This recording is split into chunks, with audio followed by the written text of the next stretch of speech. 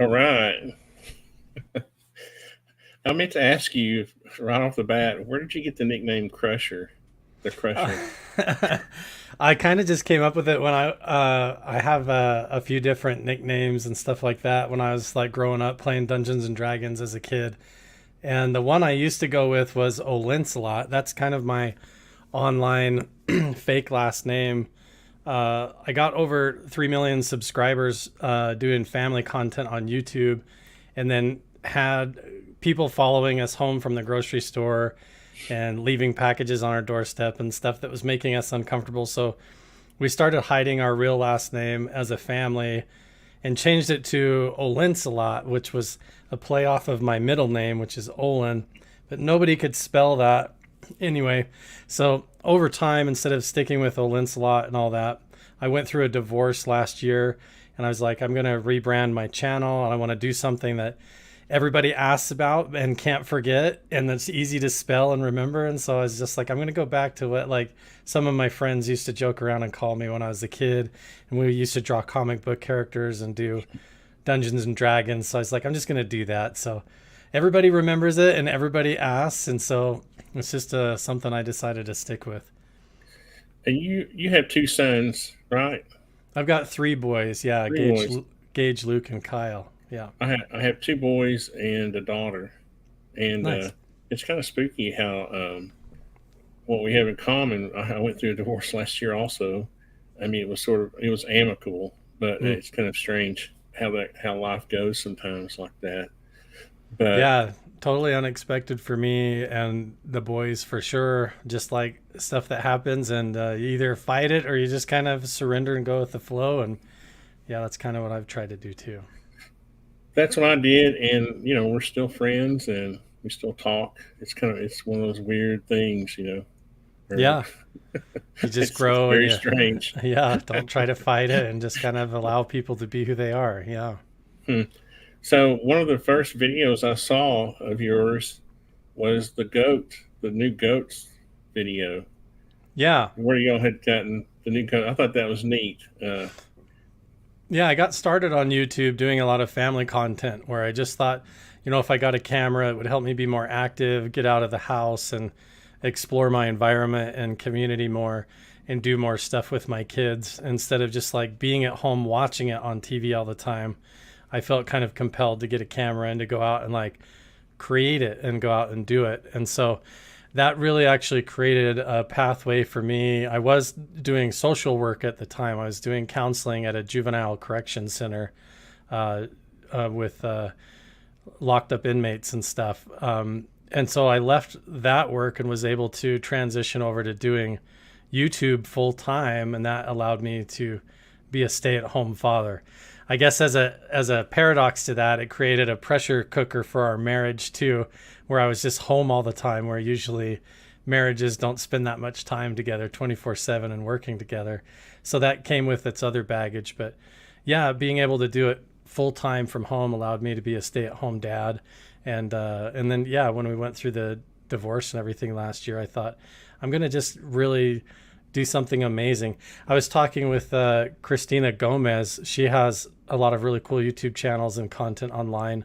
And she was like, Carl, you ought to just switch your content over and do what you love, because you'd have one of the biggest channels online that's exploring mysteries like UFOs and the paranormal and like the ancient aliens type stuff.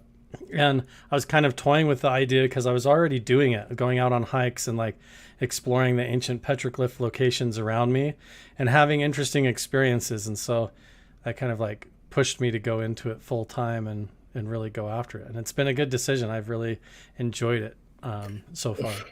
Some people remind me that I probably do too many different, like not enough.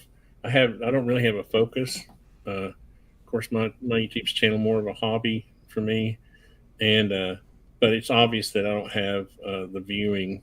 I have roughly 80,000 subscribers, but it's still a relatively small YouTube channel.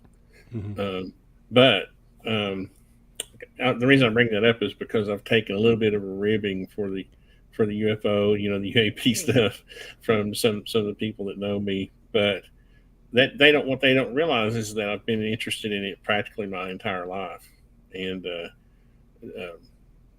at least since I was 12. Yeah. When I thought I saw an orb when I was 12, and it started a whole lifelong thing of you know that kind of little that drama in your head, because I was raised in a Southern Baptist church, in Tennessee, and that's a long story, but um, so I was curious about how. So you just told me my second question was how you got into.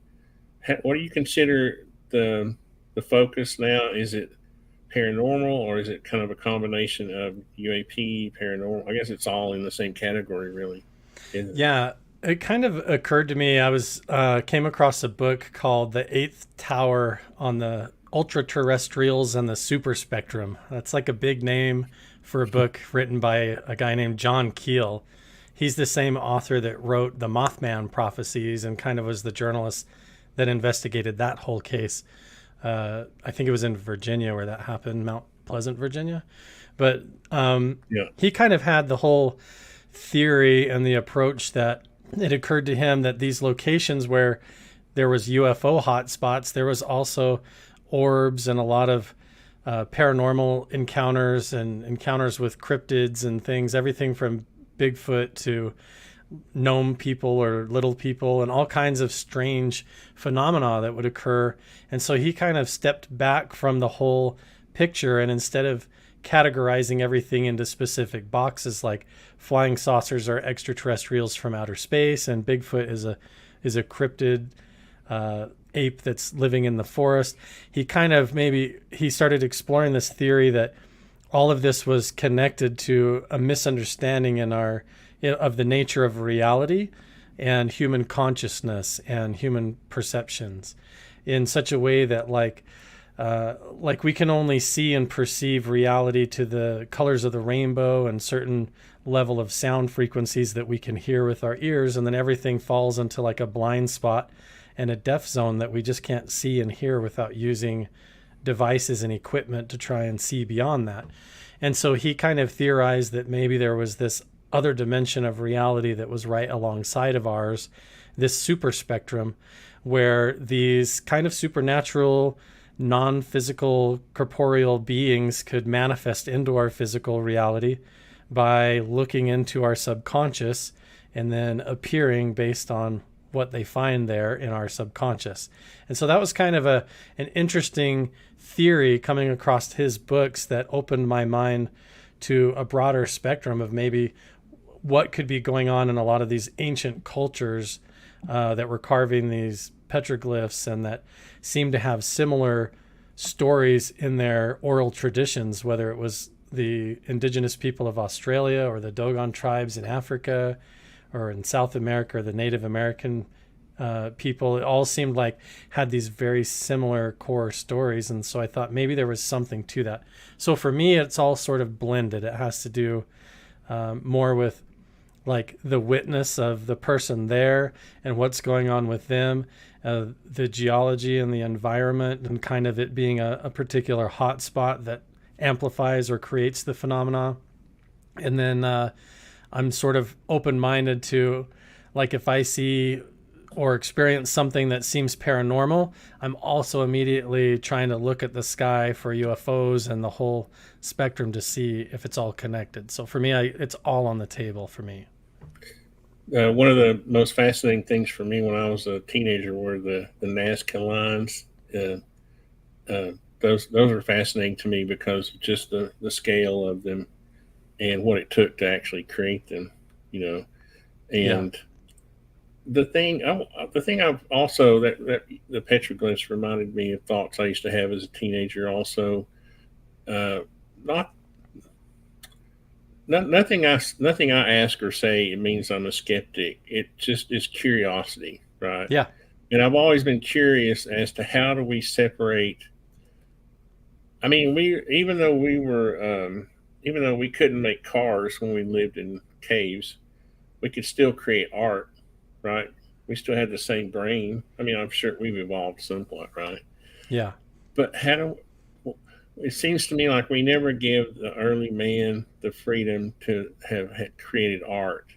That it Yeah. always had to mean something, right? It's like, and I've always wondered how do you distinguish between early art and, like, it's kind of like if Picasso had been a caveman. Yeah. How do you know he's drawing aliens or he's just creating art? You know? Yeah, that's a really good question. I think for me, what kind of is intriguing and compelling to me about it is the scale of it and the vastness geographically in which you see the same type of figures. Like I was mentioning, you get the same kind of oral tradition and story with like the Dogon tribe, and they're drawing constellations in their petroglyphs that technically you would need like a telescope or advanced technology and lensing to be able to even know or see at the time. Supposedly, these constellations that they're carving into the rocks, you can't even see with the naked eye. And so it's puzzling how they even knew that they existed before the technology. And then you see the same kinds of characters and tribal dress in the community and the tribal ceremonies, like from one village to the next. And that's almost, you see such strong similarities, whether they're in cultures in Asia or Africa or South America, all the way up into the Native American and indigenous people. And when you look at the carvings, it's like the same kinds of figures and anthropomorphic features, as far as like having extra digits of fingers or toes, feathered head dresses, and the same kind of supernatural stories that revolve around it. And you kind of see this theme that carries through all of it that makes you think, okay, it's not just like there would be, if there was one artist that was carving it, it would have taken him a good portion of his life just to do the petroglyphs right behind my house, let alone that I find them hours away and they look very similar but slightly different, clear over in Nevada, all the way into Arizona, into New Mexico, up into northern Utah. And then that expands and gets more elaborate as you go south into Mexico and down into ancient America. And then you see the same kinds of patterns and symbols and stories all over the globe.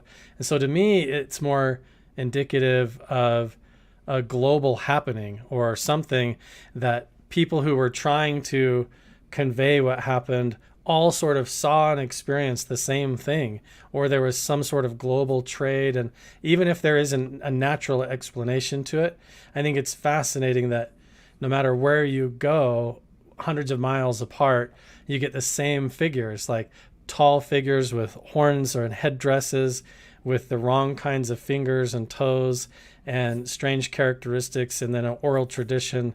And it's like the same pattern. So either this is emerging universally from the collective subconscious of mankind and everybody kind of had the same general mythology going on, or there was something that occurred that everybody witnessed and experienced and then tried to record, I think, in their art. But I agree, there is artistic depictions, and I do come across those. And what's fascinating is that of all the petroglyphs and pictographs that I go and find and even discover and see that I didn't know were there, I rarely ever see depictions of normal everyday life in them. I don't see rivers and huts and farms and fields and I do see antelope and stuff, but usually it looks like bizarre figures that look like otherworldly beings coming out of portals and interacting in strange ways. You do see some of that with Native American art, with the teepees and the buffalo and the hunting. And yeah. That's funny, that Barrett's music, that's my son Barrett. He wrote the music for my intro. He's a great musician. And the thing is, they might not have had a lot of light pollution and they could have seen some planets, but they couldn't have guessed whole constellations, right? Yeah, and I've even wondered too, there's a lot of theories of like them using like moon pools or some kind of other way of seeing the stars that we just don't understand. I even wonder how much they were using like things like remote viewing and other kinds of consciousness methods to know these things that haven't really been proven and are still kind of considered pseudoscience, but maybe they were kind of onto with their belief systems and stuff. And so they were able to see things or know things that would seem like they were gained through uh, like psychic means or something like that, through remote viewing or something like that. But I don't know. It's a mystery. That's why I think it's worth exploring. It could have been that there was less light pollution and just back in the day they had more time to sit and look at the stars, and we just don't do that. But yeah, it's a good point. Yeah. I think how it connects, like when you brought up the Nazca lines, if people like zoom out on Google Earth and trace and connect the lines of the Nazca lines and where they go, they'll find something interesting. And they'll find that these locations where there are stuff like Chaco Canyon, if they go off of that, we'll find that somehow these ancient people were connected in a way that we don't understand over vast distances. One thing that's interesting in my family is that I have some Native American, not, I mean, my blood is not even measurable, but my great great aunt, she was like one third Cherokee or something, because we have the Cherokee Indian, reservation just close to us in Murphy, North Carolina. It's just like, across the mountain. Yeah. And my grandfather used to tell me these stories. I don't know if they were passed down or if he was just, whatever, how grandfathers are. But he would talk about how the Native Americans used, because we used to go hunting. We used to do a lot of hunting. In Tennessee, you're just like, you grow up hunting, right? That's just what you kind of do in the woods. And well, anyways, I'm trying to keep this from being a long story, but somehow we got to talking about animal skins and Native Americans, and he was the one that introduced the idea to me that the Native Americans used to dress like the animal they were hunting. Yeah. Either the coyote or the wolf, or of course we don't have wolves in this part of the country, but bears, or whatever. And then out west, they would take buffalo hides, and so hearing this as a kid and then growing up and seeing Skinwalker Ranch, my first thought was, oh, this is, it's just it's just part of the culture of the Native Americans, Yeah. right? And so I didn't give it a lot of credence or whatever. But so I guess the thing I'm trying to say there is that people have different perspectives on, or I did. I think some people do. So when some people seem skeptical or question things, it's really, for me, it's part of just my background, my history, to say, well, that's no big deal. Native Americans used to they used to hunt, like, they used to, these are the things they believed and did, and it's part of their Yeah. culture. Same with the petroglyphs, and part of that as well is this idea that they would carve or draw the things that they were hoping to find and to manifest, almost like a prayer, putting it out there as a, they would leave an offering and also carve in the stone, almost like they were trying to trade with reality itself, like, please give me what I'm drawing this picture of as I go hunt today. And so there is indication as some of that, this idea of how they saw nature itself and reality, and how that interacted with, yeah, even their art and the way that they dressed and the rituals and the ceremony, all tied into the animals, the stars, the sky, the planets, nature. All of that was completely a part of like who they were.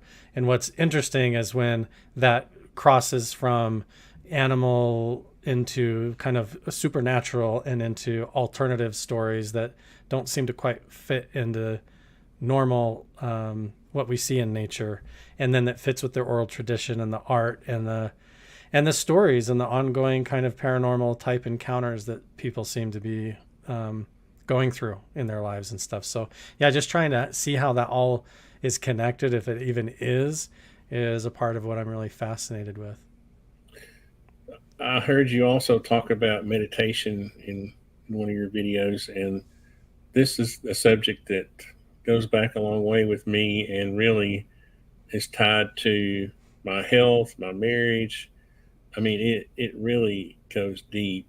And it started about 10, 15 years ago when I started delving into studying different religions, and you know, it's a long story, but I had gotten to a point in my meditation where it was affecting my sleep because I made the mistake of meditating before I go to sleep, which I will tell anybody: don't do that. Just relax and go to sleep. Don't be falling asleep at the deep, because I would have these events. I call them events at Mhm. like 2:30 to clockwork, where I would wake up and have these almost a lucid dream, to the point to where I would jump out of bed, and you know, and I think that kind of wore on my wife a little bit. It kind of Yeah. freaked her out a little bit, and I imagine she maybe thought I was a little crazy, a little nutty. But these were actual, and I noticed that when I stopped, I experimented with stopping the meditation, and it did start to cut back. I still have these things every now and then, but I wondered if you had ever had any. I guess what I'm trying to do is tie Yeah. into the questions I have when I started doing this research was, how much is it chemistry in our brain? Obviously, we have a consciousness. How much is it chemistry in our brains Mhm. versus an actual connection to something? I believe in Yeah. both. Don't get me wrong. I believe in both. I just think there's a really thin line Me too. there. I think you're right at the core of what makes it the most interesting to me. What got me really down this rabbit hole was not only John Keel's work, but like I watched my father pass away with dementia, and learning meditation and meditating on like what was it like to be him and to not have a grip on your place in space time or reality or history, and to be kind of lost within your own consciousness. And I really started exploring all different types of meditation and reading books and listening to all different forms of it, from Dzogchen to, non-duality type mindsets and all sorts of different approaches to it, and got into lucid dreaming, the gateway method, remote viewing, a lot of different approaches to it. And yeah, that's part of what I found compelling when I would go to these sites. So imagine, Tony, like what you were doing, meditating before bed, but go to 3,000-year-old paleo shaman seat in the valley and stay up all night and meditate on the cliffside at the base of ancient petroglyphs and see what experiences you have there. That's what Yeah. I've been doing, and what was really plunged me down this rabbit hole is I would go sit on the edge of these cliffs at the base of these petroglyphs under these big symbols and have these what you would consider visions or out of body experiences in my meditations that felt like I was thrown back in time and seeing these people or entities and places that fit the stories. And you're right. How much is that is just your own subconscious, like tapping into this environment and being able to become fully open and creative into a total meditative experience that was profound to me, and how much of that is coming from yourself versus outside yourself in a real paranormal encounter. That question is the biggest part of the mystery to me, is how much of it is me or us and our own conscious, like filling in these gaps and or projecting it or manifesting it ourselves, or how much of it is actually opening ourselves up and then suddenly making some form of real contact in a way, or having real experiences. I And think so it's that's when I start bringing equipment like scientific gear and then other people, so that have good integrity along with me to these places to try and test all of that. So it's not just me having these experiences and then wondering if it's all in my head or not. Yeah. I mean, I don't get me wrong. Again, sometimes I say things that may sound like I'm a skeptic, but I do believe that our consciousness is sort of that we can develop it to a point to where it's almost like a channel. We can I think eventually we'll be able to fine tune it to where we do discover that maybe that is our gateway to Yeah. at least through our thoughts. Um, and it may be that we're in the early stages. It may be that we're experiencing the early stages of that, because my people will ask me, "Oh, so you were paralyzed? What's it called when you're when you're The sleep paralyzed?" paralysis. And I'm like, "No, I'm not. I get up and I battle these things. Yeah. There's no sleep paralysis." I've had a and little bit of both. Yeah. and and I've had many different experiences, and I even bought this full spectrum camera that has the IR filter taken out of it, right? Yeah. So I can whatever light spectrum that we've invented to be able to see, that camera can see. And I'll go to sleep with my phone in my hand, and when I see these things, I'll turn it on, and in the morning I'll watch the video, and Yeah. nothing's there, but I'm literally seeing it. So I Yeah. don't. Some people would say, "Oh, that's hallucinations," and it might be, or it may be just lucid dreams. But it always seems to be tied to a certain time of the night. And I remember the first time I interviewed Alexei Novitsky, he was we were talking about theta sleep. We were talking about different phases of the sleep, and he literally said, like from 10 to 2:30, from 2:30 to 4. He was naming time frames. It Yeah. was exactly to the T the way he described it. Yeah. So it was kind of weird to hear somebody else talk about that kind of detail, and the things I was going through. But Yeah.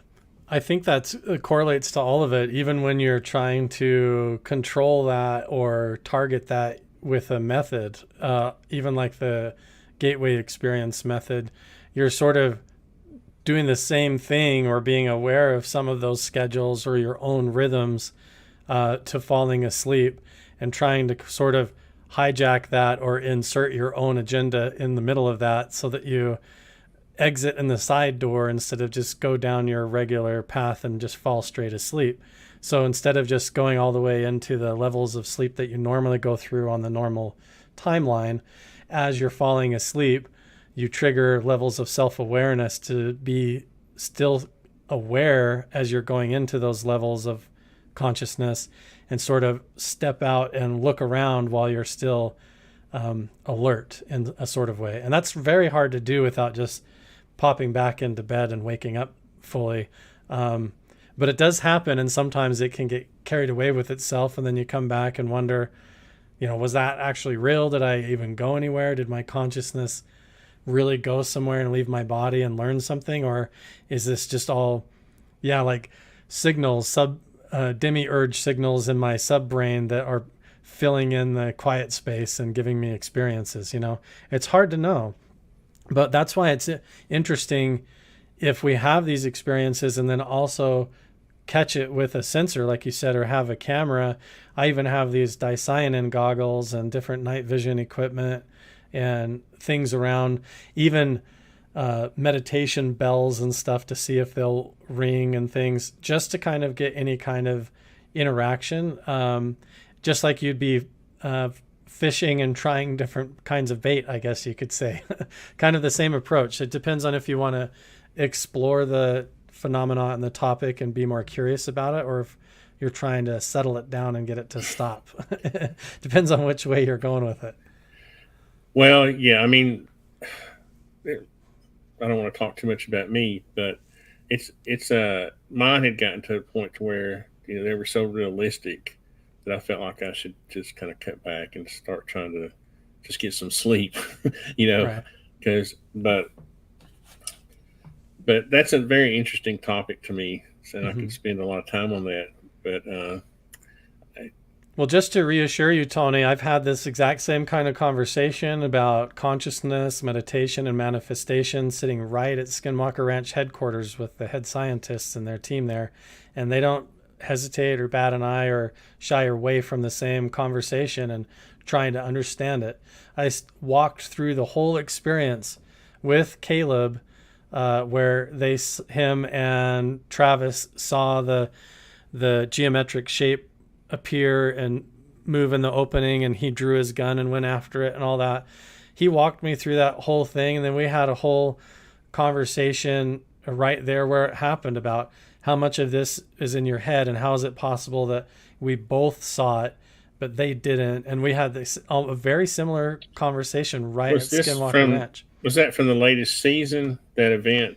I think it happened in the previous season. Okay. Yeah. 'Cause I've only watched season 1, and I was just curious what season. I think it was season 2 when that occurred. That makes sense. Uh-huh. I guess the whole Skinwalker Ranch thing is a little confusing to me because, I mean, I'm a design build contractor. I don't know if you know that. And some of the things seem easy to me. Like, I was just telling my son Barrett this today. I went out to check a job where we had this huge house in a big basement. It's a 20-foot deep hole. We dug it in a day. Mm-hmm. And I'm thinking, who was I telling this? I said, just give me a couple hours with an excavator, and I will find I'll find that underground spaceship. But the thing I think they need to do a better job of is to kind of knock off the righteous indignation of a few of them to offset. There seems to be too much of if I had any criticism, it's try to do away with any kind of script you have, Mm-hmm. because this idea that we can't, Travis Taylor wants to dig, but Dragan, or what's his name, doesn't want to dig because, let's decide what we're going to do and do it. And because to make the insinuations and never go after, you know what I mean? Well, let's just say, what if there was a funnier explanation where, what if I said that I actually was personal friends with the husband of the lady that owns the mineral rights 20 feet down under the ranch? So that makes more sense to me. Right? Which is why they're digging horizontal into the mesa to do stuff now, but they're not digging straight down. That's a part of it. Talk about instead of saying, I agree. We're afraid of digging a Native American burial, which you would know if it existed. But I can say I know that they have ongoing contracts and NDAs, and when you start working with a big California television network or History Channel or whatever, that they're gonna edit things however they want. But I agree. I don't defend those types of edits and changes, and why they don't just say we can't dig down because we don't own the mineral rights 20 feet below the surface. And that's part of it. And it has to do with relationships with the local tribe and trying to keep those things. But I don't know. Maybe there is other reasons that I don't know, because like friends of mine like Chris Bartell and others, we've kind of uncovered that during the Bigelow era there could have allegedly been some Defense Department type directed energy weapons testing that was going on. So there could be stuff buried underground there. I don't know. That's all in the sealed files and totally obscure. I have no idea if it's real or not, but I can't insinuate any of that. Right. Yeah. I guess the only thing I would say to that is that they need to not lead someone down a road thinking one thing and they have a knowledge of something else. Because I've actually, being a contractor, I've been a part of these ground penetrating, radar things before, and I've seen the thing looks basically like a different strata of rock at that layer. We go through this all the time. Just the other day, we have to go get a hole ram for the excavator and beat out a bunch of rock at 10 feet down or whatever, and then keep digging. So, and that's what it looks like. So for people in the industry, it seems kind of quirky, Yeah, I get the same thing. I've researched other areas where they say, why don't you just pump the water out of the caves? And you could do that in an afternoon with the pumps they have. And it's true, and there's a lot of different reasons for that. I've worked at places that I went in like they were totally legitimate based on what I saw from other evidence I was shown or from TV shows. And then I realized that half of what you, or if not most of what you see on the show is completely staged. And a lot of what they're filming, like it's happening there on the property, is not happening there at all, but several miles away and kind of retrofitted in from other places and other timelines. And as soon as I come across a certain level of that, I realize that's kind of the name of the game of what's going on there, I usually completely distance myself from those places and inform all of my friends about the truth of what's going on there. And the thing that's going on at Skinwalker Ranch is there is a TV show going on there where they don't have total final control over the editing and the direction of it. And so part of why I'm even affiliated as a collaborator at all is because people like Brandon Fuegle and the team, they're really not patient with the same kind of problems. And so when they realize that there's a tunnel system or cave system in the basin, they usually don't even wait for the film crew now. They get side teams like me and James Keenan and Chris Bartell and other people, and we'll go in and look at all that stuff and tell Brandon what we find and publish it all on our YouTube channels and try to do it all open source, which is why you see the team doing more live streams and trying to do more public stuff to get out from under that box. I didn't know you had a collaboration with Brandon Fuegle. That's interesting. Yeah, we text back and forth all the time. Yeah, and so and James Keenan is a friend of mine, and Chris Bartell, he was security at the ranch, at Skinwalker Ranch during the Bigelow era.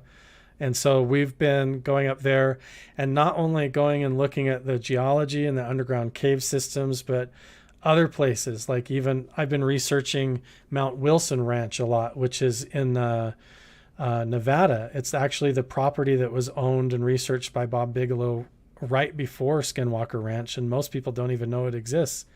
And he had Jacques Vallée and Hal Puthoff and a bunch of guys there, and they were doing light and sound frequency experiments up in the canyons where they found all these ancient artifacts and stuff, just like you see in the movie Close Encounters of the Third Kind, right there in Nevada. And it's all tied into stuff going on at Skinwalker Ranch. And so it's hard to sort out what's real and what's not, how much of it was, stories to keep the funding coming in and how much of it was real. But I do know that like the effort that Brandon Fuegle has going on right now, it extends way beyond just what you see on the TV show. I know that. I can imagine. Yeah, I found something interesting on the first part of the series now that you're doing at the Wilson Ranch. Mm-hmm. Was the fellow's name Jeff? He alluded to.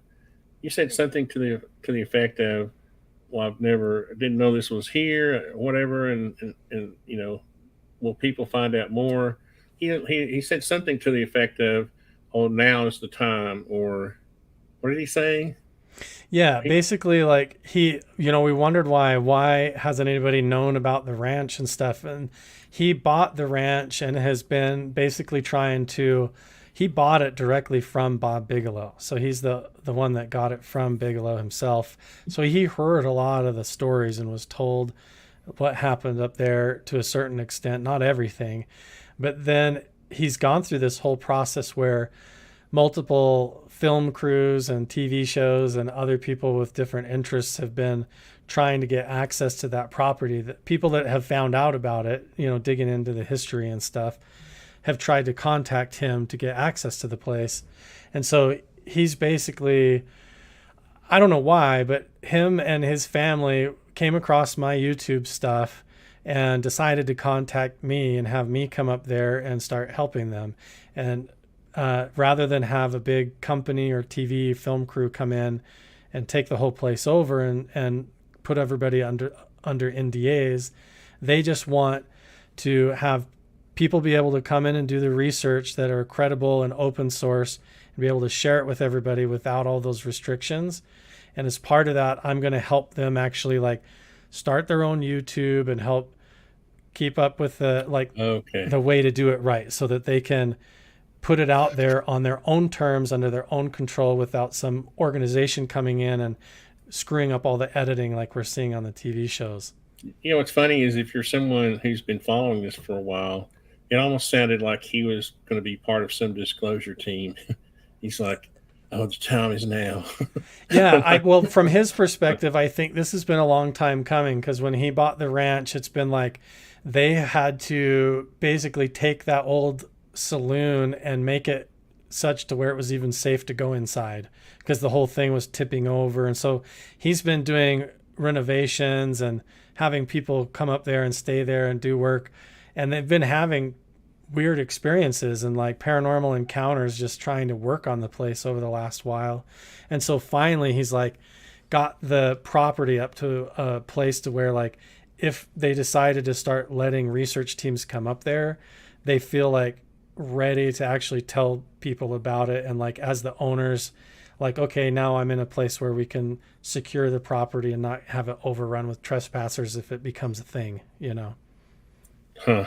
Yeah. I guess you can't talk about any kind of experiences you might have had in your upcoming video that you've got. I'm happy to. Yeah. I don't think it takes away from just seeing it on video and stuff. And I'll probably tell the That's good. I was experiences. afraid it would. I was afraid it might. So. Yeah. So like at the ranch itself, the experiences that I had there were kind of counterintuitive. So out of all of the buildings there, there's like an old saloon and like a kitchen and a dining room area and this old motel area, this whole ranch area. And then down below that is the old settlers cabin and then the bunk houses. And I know that's like you can't keep it straight in your head unless you've been there. But where the bunk houses are is kind of more newer construction, but it's on top of an area where there used to be an old stagecoach pickup and drop off area. And tons of people that stay in this bunkhouse area see a guy with his dog and they'll hear people calling out for the stagecoach and they'll hear horses and weird stuff and then not see anything, or they'll see stuff and then it disappears. Weird kind of like ghost stories, you know? So down the first like real experience that I had, other than kind of like feeling like something was watching me occasionally, was down in the bunkhouse when me and another guy named Adam, we were walking through the building and I was filming, and it just looks like an old kind of motel room. And I'm going through the main area and he walked ahead of me into the next room. And then I followed into the room and he was ahead of me. And then when I went up around this corner where these mattresses were stacked up in the corner of the room, I thought that Adam had hid behind the beds and that he had jumped out from behind the beds and was running up and going to push me in the back, like to jump scare me as a prank. And I felt something push me in the back, and then it felt like static electricity or like this energy, like cobwebs or something, go through my body and like even come out my face, like this wall of energy go woof and like pass through my body. And I whipped the camera around and turned around and there was nothing there. And then Adam came out of the bathroom from the other direction. And then he was like, dude, did you feel that? And that's what the first thing he said to me. And I was like, yeah. And he goes, it felt like I walked through like this wall of energy or cobwebs. And I was like, well, I felt like something tried to shove me in the back. And that's what happened there. And then as we stood in that room and I stood in the doorway, there was a few times where it felt like the same kind of feeling, like this weird flowing cobweb tingly sensation, like you'd feel it cross over the hairs of my legs and my arms, and then it felt like this energy moved through my face and out my back, like if I stood in the doorway, and you just get the shivers, like whoa, like something just moved through. And again, you don't know if it's just like you get in there and you get kind of like creeped out, but we both had like that sort of jump scare experience, like something was moving through the room that you couldn't see, but we could sense or feel. That was very weird. And then that night I had to go sleep in the motel room where Bigelow apparently woke up and had this Native American shaman standing by the bed, and multiple people have had this same kind of encounter, the shadow figure standing next to them in the bed looking over them. So I slept in that room that same night, and all night had the feeling like, right when you're falling asleep, if you fall asleep in like a chair, you get that feeling like you're going to fall off a cliff and then you jerk Yeah. awake. It was like that, only it was like I was dropping out the bottom of the bed, or like I was floating up off the bed, like this out of body drifting sensation going on. Like I was just dropping through the bed all night, and then I'd wake up and feel like, oh crap, is he looking at me? And so I'd roll over like somebody was looking at me, and there's just nothing in there. And I tried to film and explore that whole night too, and until like probably 4:30 in the morning, and then I finally like fell asleep and slept for maybe 3 hours and slept amazing. And then Adam came back up to the ranch, and he was like, man, all night I felt like I was falling out of my body and like somebody was watching me. And he had the same kind of weird experience trying to go to bed that night.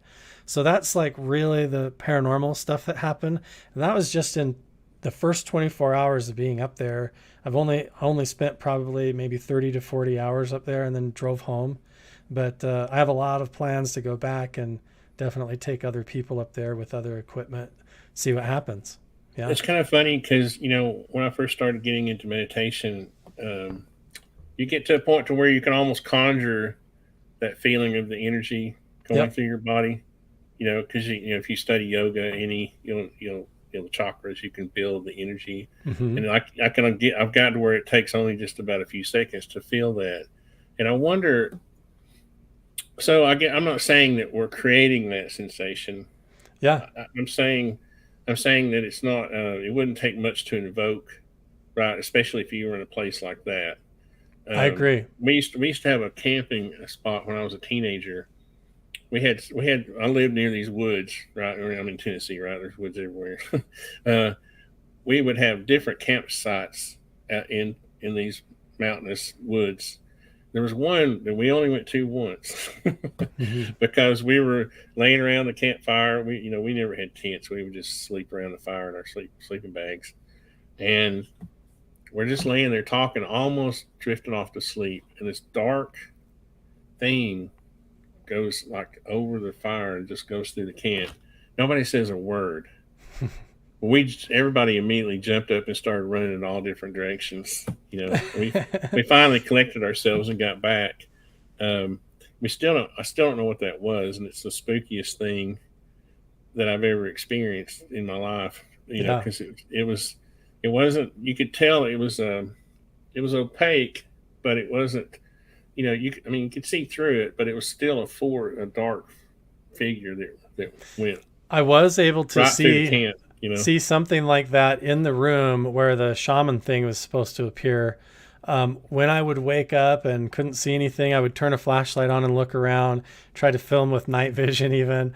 And then what I ended up doing was I have these dicyanin goggles. They're like a purple filtered goggle. And I don't know, same thing, if they just affect your vision or if it's like your pineal gland or just whatever. But when I turned a flashlight on with the goggles on, over on the other side of the other bed was the same kind of thing, this weird like smudgy shadow thing that seemed like when I would hold still, it would still keep moving. And I'm like, is this just fluid in my eyeballs, or is this just like, and just exploring all of those questions, how much of this is me, is like such an important part of this, I think, because when I started exploring this, it was a part of the lucid dreaming, and all of that became a big part of the puzzle, because even when you go to bed at night and you're having a dream at night, if some ghost comes up to you or something and scares you in a dream, you still have to ask yourself the same questions. How much of the ghost is made of me? How much of the environment is made of my own subconscious fears? But I'm totally convinced that I'm in a real room being scared by this monster, when really it's my own mind projecting a psychic realm that I'm walking around in at night in my dreams. And so trying to sort out the edge of that, like how much of it is me and my own subconscious and how much of it is real, is very interesting when it becomes a shared experience with a group, or if you start to capture evidence with a device. And then it makes you wonder, is there something real to this paranormal story or the phenomenon being actual and legitimate? Or are we actually getting a glimpse into our own human potential and evolution, to where these environments or certain types of mindset when you're tuned into them in a certain way, they amplify our own subconscious or human abilities to where it creates like a poltergeist effect that you're really doing to yourself, even in the room. And we just are scratching the edge of that in our understanding of this. But I'm open-minded to all of that too, as I'm being glad you. I'm part glad of you it. are, because Totally. sometimes when I bring that up, people think I'm just being a skeptic, and I'm like, no, I'm truly trying to think how can there be a combination of chemistry and physiology and Totally. psychology. Maybe you have to reach that state before Yep. you can go further, right? Maybe we have to evolve through that to get to the next level, and if we try to control it, or we try to ignore it, and if we try to say no, it's not that, it's this, and we never get there because of that Yeah. wall we're putting up. Yeah. That's I'm glad you're Well, I'm glad yeah, you're it's as simple as like being aware of, like, imagine if we realized that like telekinesis or psychokinesis was a real evolutionary step for humans, to where you could sit there and, like the Force in Star Wars, levitate objects with your mind. But there's a strange side effect to that, to where as you start to explore that and you start to try and levitate the thing on your dresser, your subconscious also opens all the other side doors in your blind spot as part of that process. And you get a lot of other paranormal effects that you don't really have control over, or that even when you're not trying to do it, suddenly the lights are turning on and off and the cabinets are opening and closing in your bedroom or in your kitchen or whatever. The dishes are flying off the kitchen table, and you don't even realize that it's you and your own bioenergetic field reaching out and evolving and stretching, and you think it's a ghost. Or maybe you start seeing like an ancestor or a dead relative or something, or even what you would perceive as an extraterrestrial or something, and really you are maybe glimpsing into this other dimension or the past or the future, but really it's our own human evolution and consciousness stepping forward to be capable of doing such things, whereas before they just fell in our blind spot. And that might be full of errors and mistakes and seeing things that we didn't expect, that our subconscious could fill in the gaps and be very scary to us until we get a grip on it. So I'm totally open to all of that. Yeah, the spooky thing about that one incident I was talking about when we were teens camping was that we had, this was our typical routine, Friday night, go camping, whatever, and never had experienced anything like that before. So it's not like we were in a spooky house that we were preparing our minds to see something, right? This was like out of the blue. We're just talking about, whatever, girls Yeah. and music, whatever, and it just happens. So Yeah. it's funny. It's funny to be in different situations like that and have those kinds of experiences, and not to me, it just made it a little more They spooky. it challenges your explanations, and even when you think you're like, well, that makes sense, you replay it in your mind and you're like, well, then how did everybody else see it too? And it gets weird. Yeah, I agree, those are the puzzling ones, those incidents like that where it kind of like breaks the rules, or you weren't alone, or something was caught on camera, or the batteries all died. There was something else there that indicates that maybe there's more to it that's worth looking into. Yeah, I'm super What do you? curious about all that. I was kind of curious about what you think about Green Street's, uh, uh, you know, his approach to the whole. I think he could probably be a little more tactful. Uh, Yeah, I think so. I think like he has a lot of fun with his editing and like the wow, like that whole kind of tabloid feel of it. But at the same time, the truth is the truth. Sensationalizing it, I don't necessarily think is necessary to that extent. But I think that what he is getting at, if you look, you'll see that Brandon Fuegle actually supports, which is surprising. And a lot of the people who are really committed to the research support Green Street's work in a certain way, that he is willing to dig into the parts of Skinwalker Ranch that are over the top. The stuff like dino beavers and why can't you dig down on the ranch more than 20 feet and stuff like that. We need people like him that are willing to throw the tables over and be like, what about this and what about that, that have forced a lot of those questions to come to the surface. And this is a whole series that probably more is going to come out. But my attitude to all of it is the truth is the truth. And if people want to go like, what is he doing, and go try to check it, they might be surprised how right he is on a lot of stuff. Well, see, that's the thing. That's the reason I kind of brought this up, is that we tend to latch on to things like it seems like in this genre, it's even worse than in some others, where there's almost like these little tribes and they latch on to things, Mm-hmm. right? And it gets really personal, you know. And I don't know. Mm-hmm. It's just an observation. I mean, I wish people could just, like you and I are, just having a nice discussion about the way things could be, or we think they are, without getting, you know what I mean, without it getting personal. And it seems like there's a people lot of rift. They get involved in this, and it's almost like a little, I hate to use the word, like a cult mindset, and little groups where they get almost a belief system around the folklore or a topic about things are this way and this is this and this is that. And it can really pollute like the facts of what's actually going on.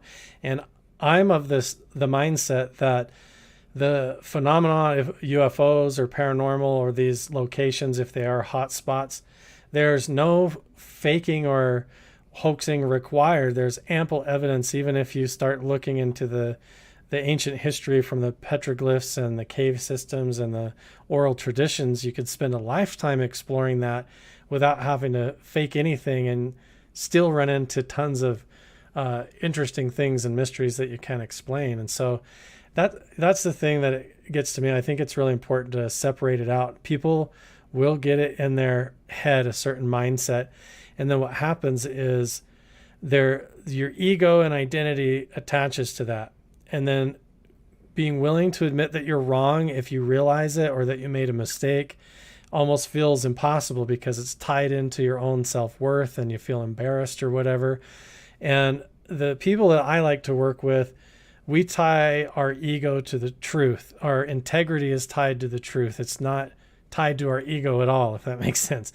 So like, if I'm wrong and I'm like really proud of something that I think I've got, and it turns out to be nothing, and the right people are like helping me check that, it's no place for me to continue to try and push my agenda over some false belief or whatever. It's time to just like look in the mirror and be like, okay, I was wrong, and to own up to that, because your integrity is tied to finding the truth rather than some telling a story. You know what I mean? But there is a lot of people who are hung up on like trying to prove what they think is right, rather than just being tied to what's really happening and getting to the bottom of that. And there's a big difference.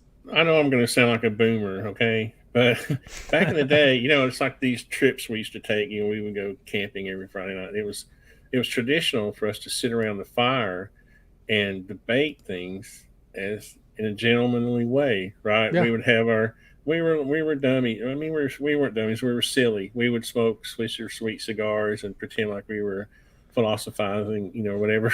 Yeah. I'm just saying, we would debate things, and it was fun. It was fun to debate and have those discussions. You're just having like, we would have Pink Floyd playing in the background. I grew up in the 70s, and it was just, now it just seems like you have to be a part of the tribe and you all have to agree. And if there's any dissent or debate, then there's an immediate war. There's an immediate battle for the truth, which I will always maintain that the truth is undefined. So if you're battling for the truth, you're battling for something you don't know. So I wish we could get back. And I guess I'm trying to send. I know you're not in the generation I'm thinking of, but the younger generation who didn't have the internet. We I'm didn't have I'm we didn't 40 have the internet. 43. I was born in 78, so I got the internet when I was 14. I remember the land before the web. Yes. I mean, when we had to entertain ourselves with discussions and Yeah. sitting around a fire, It was just and normal to you know, have discourse and to have conversation about things. And yeah, it wasn't even felt like it was a disagreement, unless people started to convince other people, like in a way to where they didn't allow the other opinions. But that's part of the fun. That's what people forget is what learning is. The only way that you can learn something new is when you realize what you used to know was incomplete or incorrect at some level. That's the only way you learn anything new, is if where you were just standing before was at some level incomplete. So why does everybody get so upset about being wrong or having somebody else pose a different opinion or a different idea? To me, it's no different than like if we're standing from two totally different angles looking at a building. If I'm standing on the ground and you're looking at it from straight overhead, both of our descriptions of that building are going to be completely different, but both true. Just because yeah, we're standing in two yeah. different. And so what's important is that from your angle and my angle, we can talk without fighting, and then we get a more rounded dimensional perspective of what we're both looking at. And that's what has to happen, instead of I'm seeing it looks like a square box to me, and you're like, it looks like a round circle with rectangles on it. And we're describing the same thing from two different angles, folks. It's Yeah. okay. We don't have to fight over it. Is it a square or a rectangle? Yeah. Who cares? Like, a rectangle is a square. let's just both talk about what we're yeah. both experiencing and see what comes Yeah. out in the middle. Right. But Yeah. see, back in those days, also, and again, I don't want to sound like a boomer, but I guess I am. I turned 60 in October. Nice. But also being face to face is a different experience. Social media has created this situation where nobody ever talks. I feel like you and I are almost face to face, right? This feels almost like a real conversation. But if Yeah. you and I were talking face to face, it would still be even a little more different, right? Totally. So then when we're tweeting to each other, we're arguing on Twitter, you know, it just seems it's kind of silly a little, it's a little bit silly. But I just wish people would imagine themselves, try to imagine yourself talking to that person. Yep. What would you do? What would you say if you were standing right in front of them? You would be a nicer person. You Totally. just, A lot of the critics and stuff, like people will say, when you were seeing that happen, why didn't you fly a drone up there? And all of that, you can cut through all of that if they were right there with you and you turned to them and said, hey, get out the drone and try to fly it. And they realize the run up logistic, there. how impossible that is. And, we didn't update the drone, or where's the batteries and all that, and doing it in the dark while you're already trying to film with this, and all of that, you cut right through it and you realize that we're humans doing the best that we can.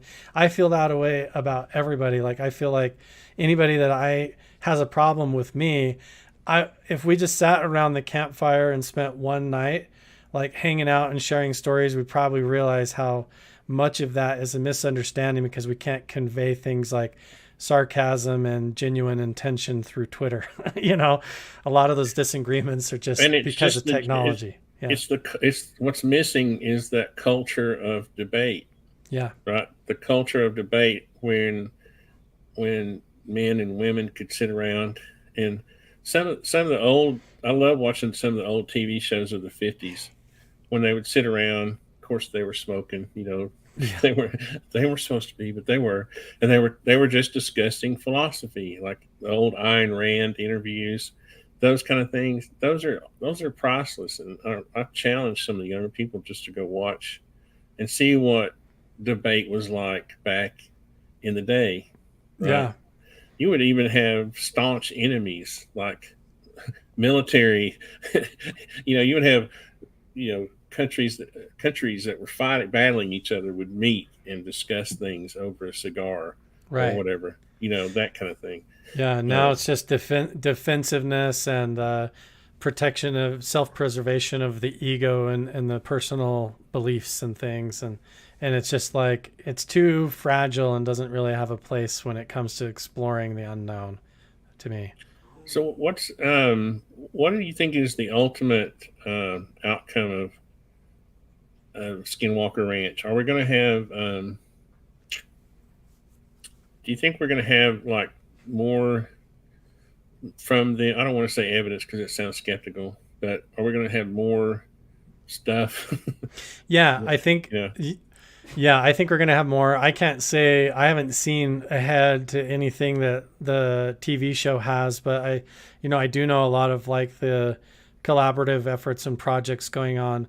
Like for example, I'm going up in a couple of weeks back up. There's a convention going on called Phenomicon, but as part of that, I'm staying after that event, and me and some other people are going to explore several hundred acres near Skinwalker Ranch that this family just inherited, that's right near 9 Mile Canyon, where some of the weirdest petroglyphs on the planet are. So land right between 9 Mile Canyon and Skinwalker Ranch, we're going to be starting investigating that whole area. I mean, there could be anything from bones to artifacts to more petroglyphs that haven't been found. We don't know. There's a lot of rumors going around, but from that to like other expanded research, I think what a lot of people are going to see is that. From the TV show, you're going to see a lot of, I don't want to call them spin-offs, but more open source access to arms and branches of the research that are ongoing around that expand the scope of Skinwalker Ranch into the much bigger picture.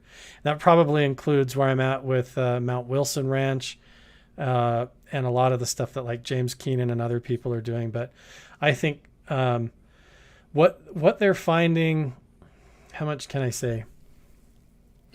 What they're finding with the gravitational anomaly that has to do with the ancient stone circles, and the episode where they did the experiment with the rabbi, I think we're going to see more coming from that, getting narrowed in on an actual transient anomaly that's occurring there at the ranch. There is something real going on there. I wonder how they compare that with research. Like there's a map of the Earth, right? It's a gravity map basically that shows the differential, areas of gravity on the.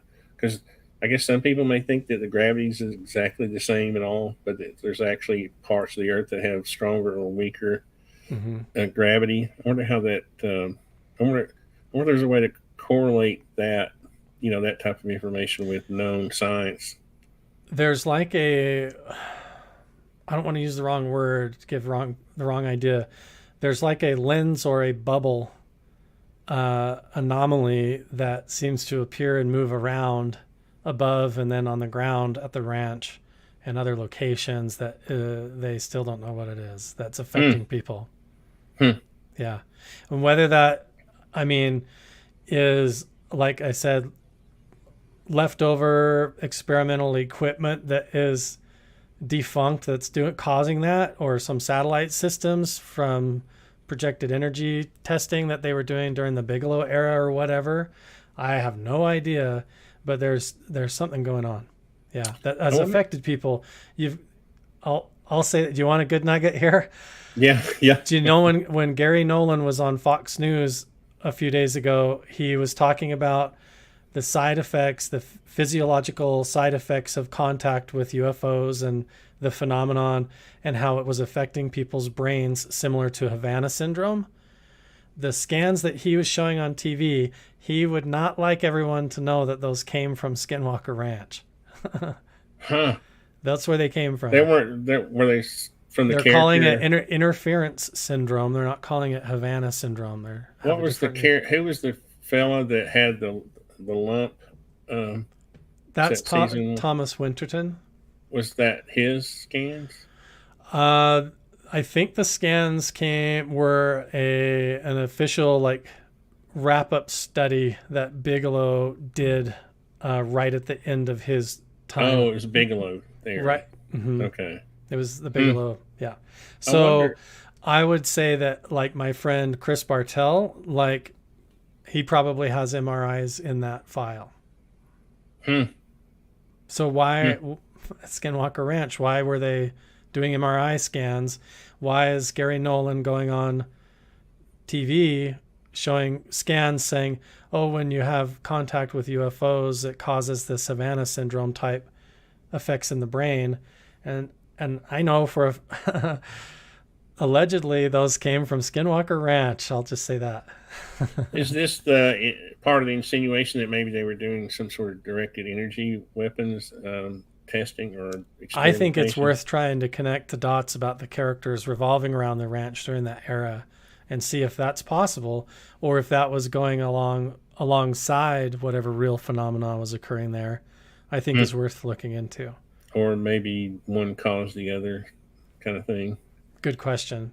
I'm, A I'm, lot. I have a lot of those red flags going on about all of that. yeah.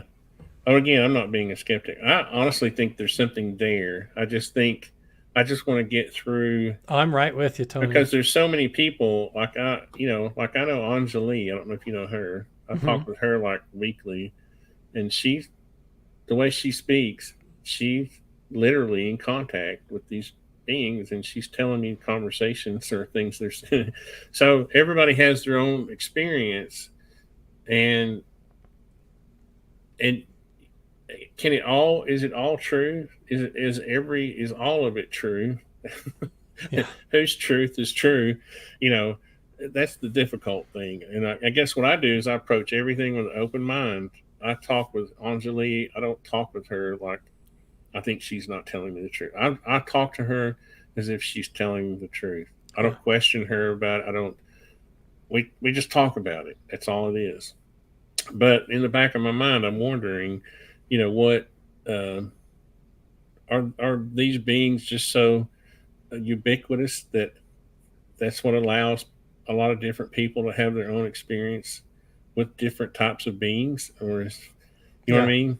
Uh, It's hard to know.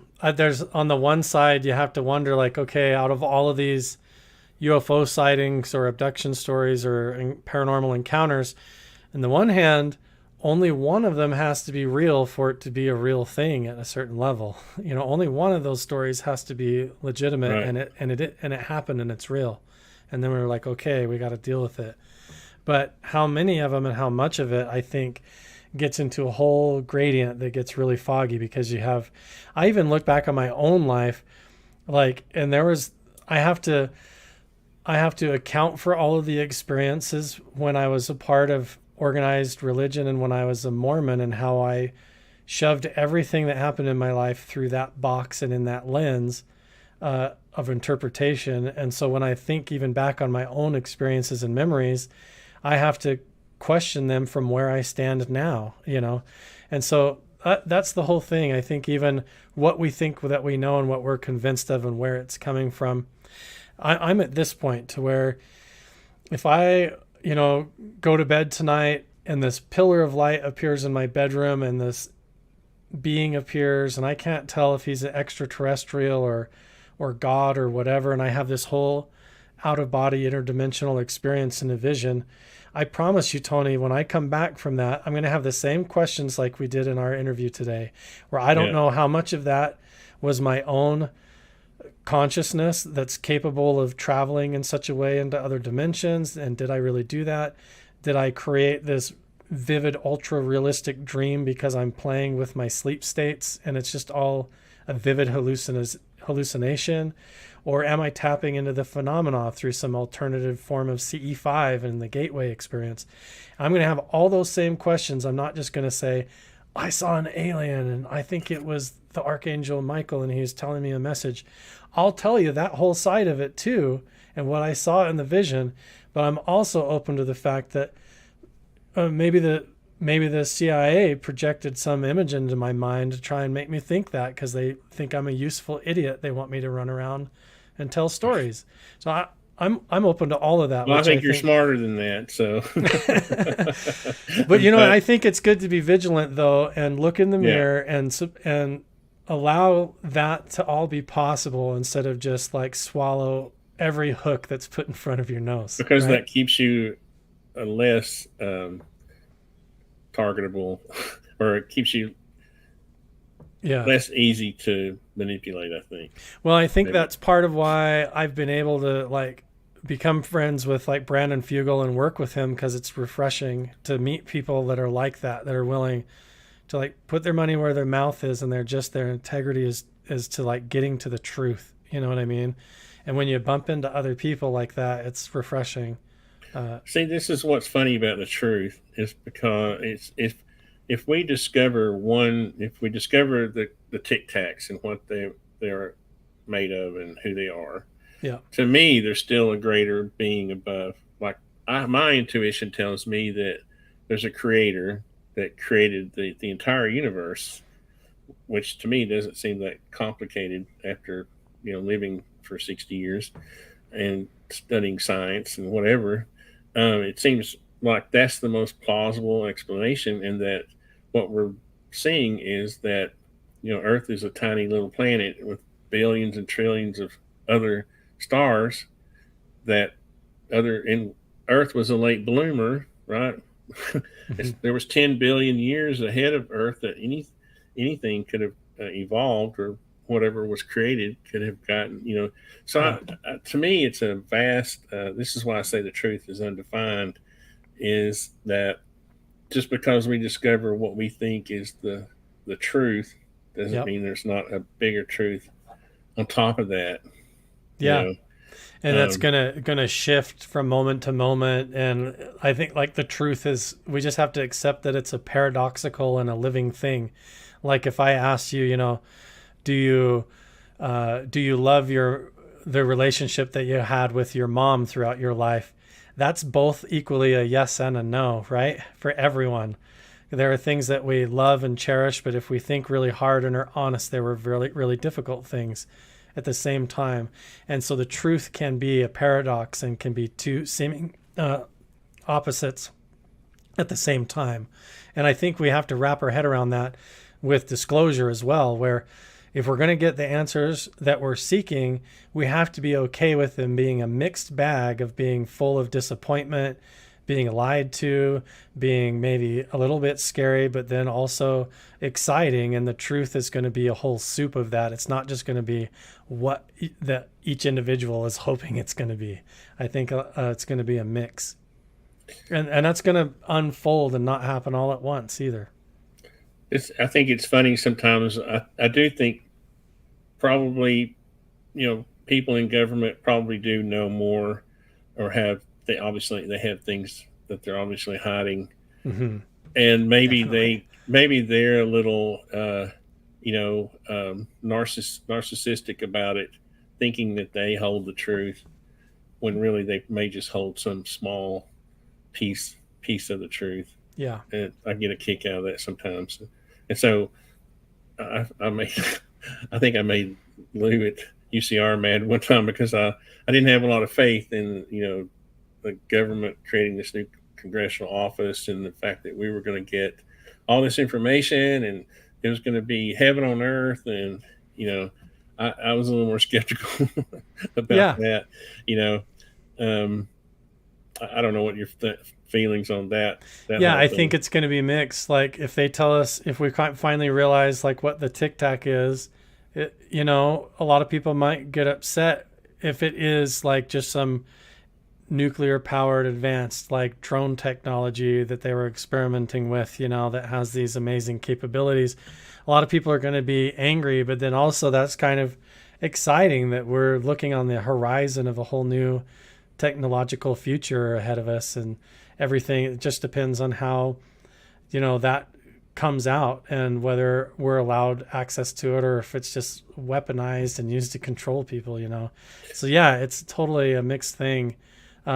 That's where at the end of the day I feel like it rests in your own seat, and why I try, like you, to like learn things like the meditation and to know my own sense, because that truth is a shifty business.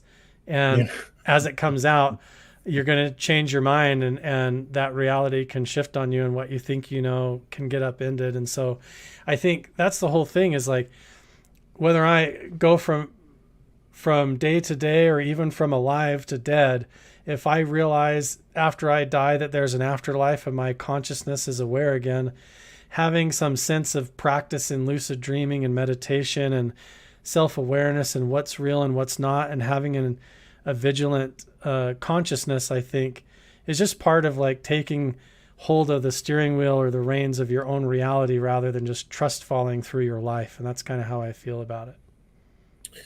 Yeah, one of the when you were talking about we were talking about government and what could be, I think one of the greatest tragedies would be not that not that they've been hiding alien bodies, that they may be holding Yeah. energy technologies that could help, solve some of our energy issues around the world.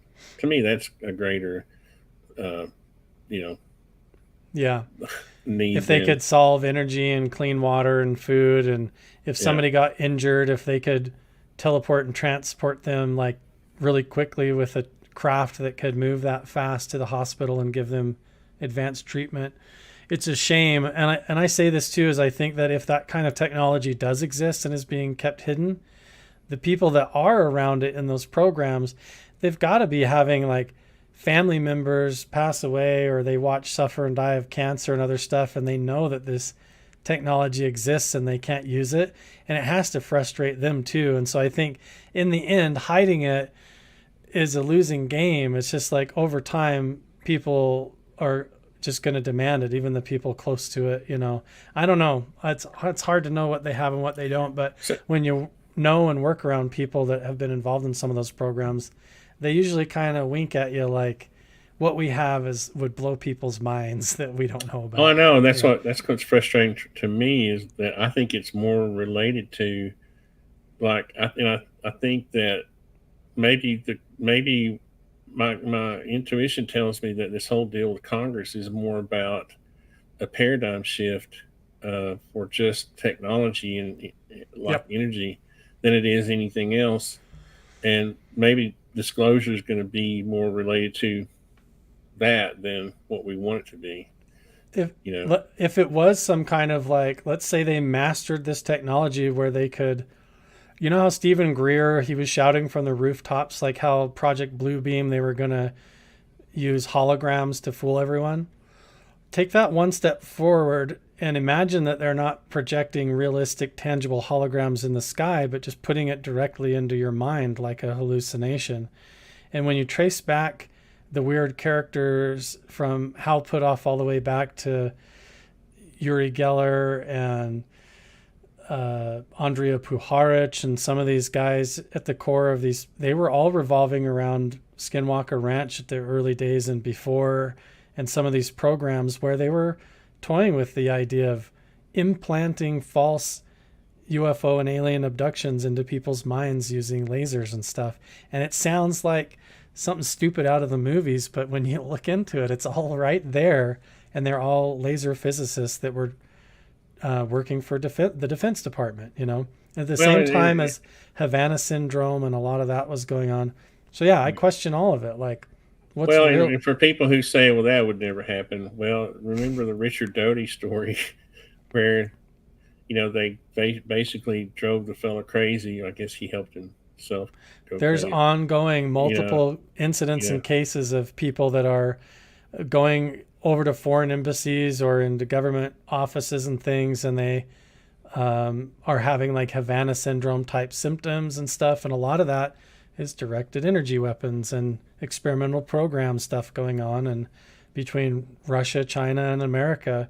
And so you've got to figure we have experimental programs, and maybe there's periods in our history where some unethical things may have happened, along with that. The thing about that the Russia China idea to me is I wonder if they had that type of technology, why they wouldn't use it like in like Russia and Ukraine.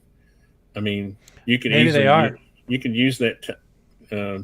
Well, they're suffering a lot of losses. Russia is, and Yeah. so you wonder they could easily use it and no one know it, right? Yeah.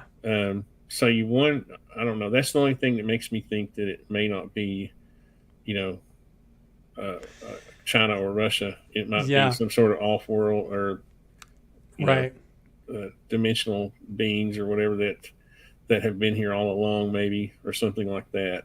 I don't Yeah, know. and maybe those programs and those experiments are kind of that pseudo trying to look into it or whatever, or those people that are involved in those programs just so happen to be the most qualified people to deal with the phenomenon too, because it's the same sort of edge of reality type of stuff, and how their technology affects us and whatever bumps up into each other.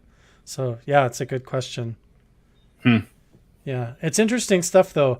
I just don't want to take it as a given, like, oh yeah, these laser physicists who all did psychic spy program stuff right during all the Havana syndrome wave. Yeah, they all worked with Bigelow in a satellite company. Yeah, they just dropped lasers and satellites and they're just doing ghost hunting, right? Like, I don't know. It's just too weird to me. It doesn't seem like they would drop their PhDs and their, you know, like Hal Puthoff's written probably close to 200 papers on laser physics and communications and stuff like that. They don't just drop their lifespan of career to go ghost hunting. You know what I mean? They may not look at it as ghost hunting. Right. It may just be another science project. Right. Or that may be the way it was put to them. I mean, I can see intelligence agencies saying, "Hey, we need help with this research. We'll pay you. Your Yeah. You can get your name on the Nobel list." Yeah. Whatever, It's like, but then I step back from it and I'm like, then why are people seeing dino beavers and werewolves and stuff, and why? I don't know. And so I'm just throwing it out on the table. Like, we have to look into experimental programs too if we're gonna assume that it's extraterrestrials manipulating people and experimenting on and doing cattle mutilations. We should look at all of it. If if they're saying being skeptical, if there's cattle mutilations going on, the first place we should look is like, is there poor locals who are hungry? Let's look at that first, and then let's start from, you know what I mean, and start from there. We live near a Native American tribe during a recession. Maybe they're coming and stealing the cows. Like, I don't know. Like, let's start there, and then as we peel it back, if we can't answer it and we still can't answer it and it continues to go on, yeah, then we're on to something. And I think that's what like Brandon Fuegle and everybody's trying to do now, is to do that, is to separate all that bull crap from the past. You reminded me of the llamas. One of the frustrating things about them, you remember when they brought the llamas, the biosensors. Yeah. and they got cameras everywhere, right, all over the place, right? And then the llamas get attacked, but there's no camera on the llamas. And I'm thinking, guys, what in the world? You remember that part? I don't know if you remember that part. I guess it was season 1 that I was like, this is the kind of stuff you shouldn't show if you're not, you know what I mean? It just leads to skeptics. It feeds the skeptics. Right? Yeah, it's hard. Yeah, I've run into that too, where I've made that mistake, but it seems a little bit inexcusable when you're there with the whole film crew and stuff to like have scenes like where you don't catch stuff on camera. So I don't know how much some of it is reenacted, the thing is, or what. I know, but part of it needs to be, the script needs to be reviewed, right? Because I don't mean the script as it's scripted. I just mean there has to be some kind of direction, right? So the story is we got llamas to experiment, right? Kind of see what happens, but you don't have cameras on the, you don't have cameras that you can easily watch the llamas. Right. What? It makes you wonder if, I don't know how that happens. I'm not criticizing. I'm just saying these kind of things feed, right? I just wonder if there's a little bit of teasing, not teasing. What would be the word? Just like it's sensationalizing, or kind of like a carrot on a stick to keep you coming back and all that. And honestly, if you're creating a series like this, you got to keep it kind of mysterious, right? I mean, there has to be some level of entertainment.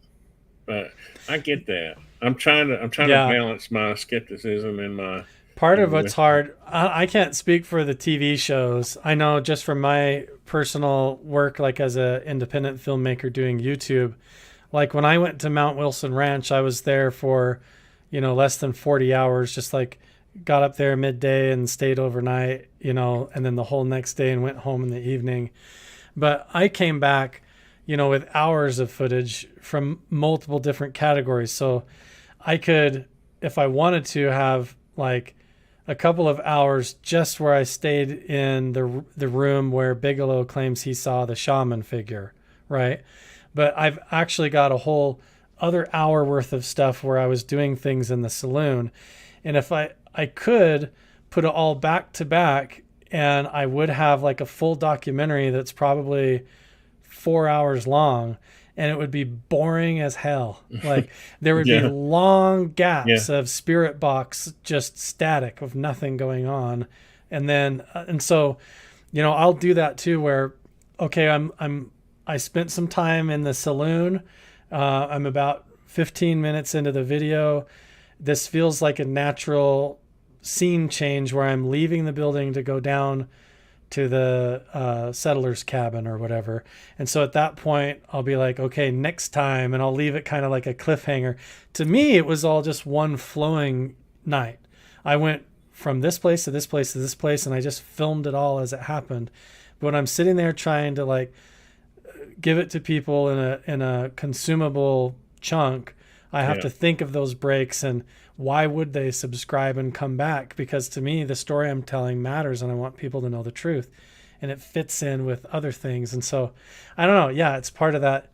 It's fun for me as a filmmaker too, just to like, I'll add music to try and convey how I'm feeling, and people can say, well, you're sensationalizing it. But to me, it's more like, I'm just trying to convey the mood of how it felt to be there, because you weren't there, and I'm doing the best I can. It's kind But of when it gets danged. over the wall there, it gets to where you're hoaxing and you're trying to make something out of nothing. It's That's, kind of danged if you do, danged if you don't. Because yeah, if you didn't go through the effort, people would maybe not. It wouldn't be as interesting, right? yeah. So It's that it's fine like edge of me. like It's like capturing it, but not hoaxing it, and not yeah, conveying it in a way that's deceiving or portraying it and to where you're like, "Oh, this place is totally haunted," when it isn't at all. Yeah, yeah. I mean, it's like with me and some of my videos where I do these little series on. Like right now, I have one going uh, for a custom house we're doing. Right, I may be out there for 2 or 3 hours and I have a terabyte hard drive full of video, yeah, and now I've got to go and figure out how to make it interesting. Right, you can't upload the entire day. Right, you just have to take those bits and pieces. So there's where you're editing in your you're just how you want to present it, like you're saying.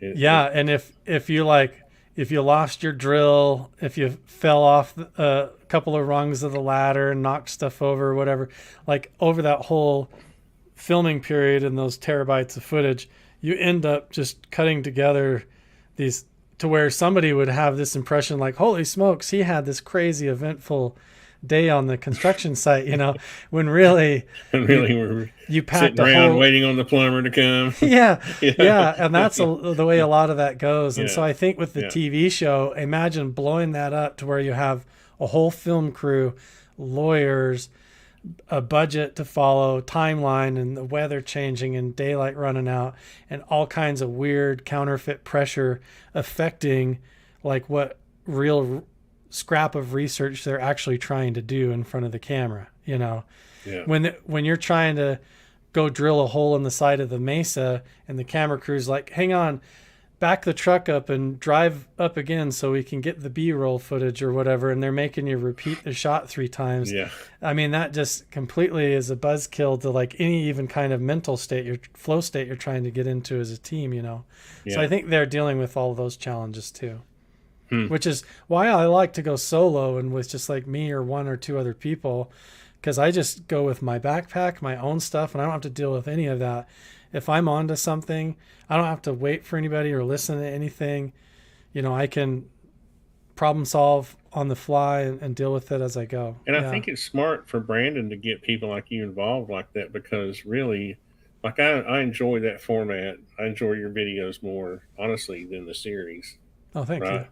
Because I don't mean that as a slam to the series. I just mean I think yours seems more spontaneous, right? That seems a little scripted with all of the little politics that goes on.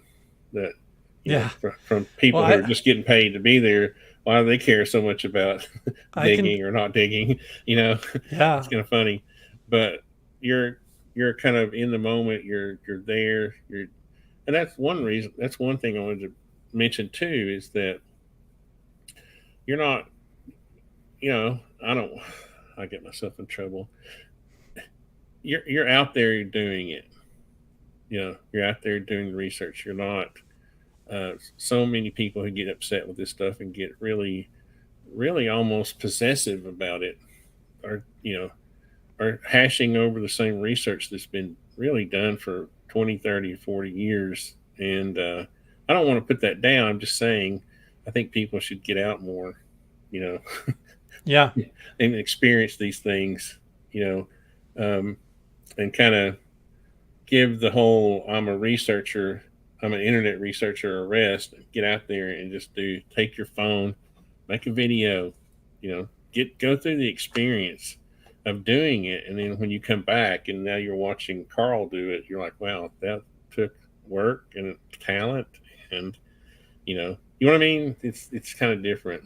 Yeah, I appreciate that. Yeah, and I'll tell you, it's really not easy. I've been going since 2009, and so I've developed like a rhythm to how I do it and how I approach things. But like even when I'm headed up to Mount Wilson, I mean, on the drive up there, I'm alone in my truck with my backpack, and I have moments where I'm like pulling off to get gas, and I'm totally wondering what the heck am I doing? Like I don't even know these people. Is this like a hoax? Am I driving out into the Nevada and this is a setup? Like, and the whole way up there, I don't even have any idea if I'm going to be camping in the dirt or if I'm staying in somebody's house or what.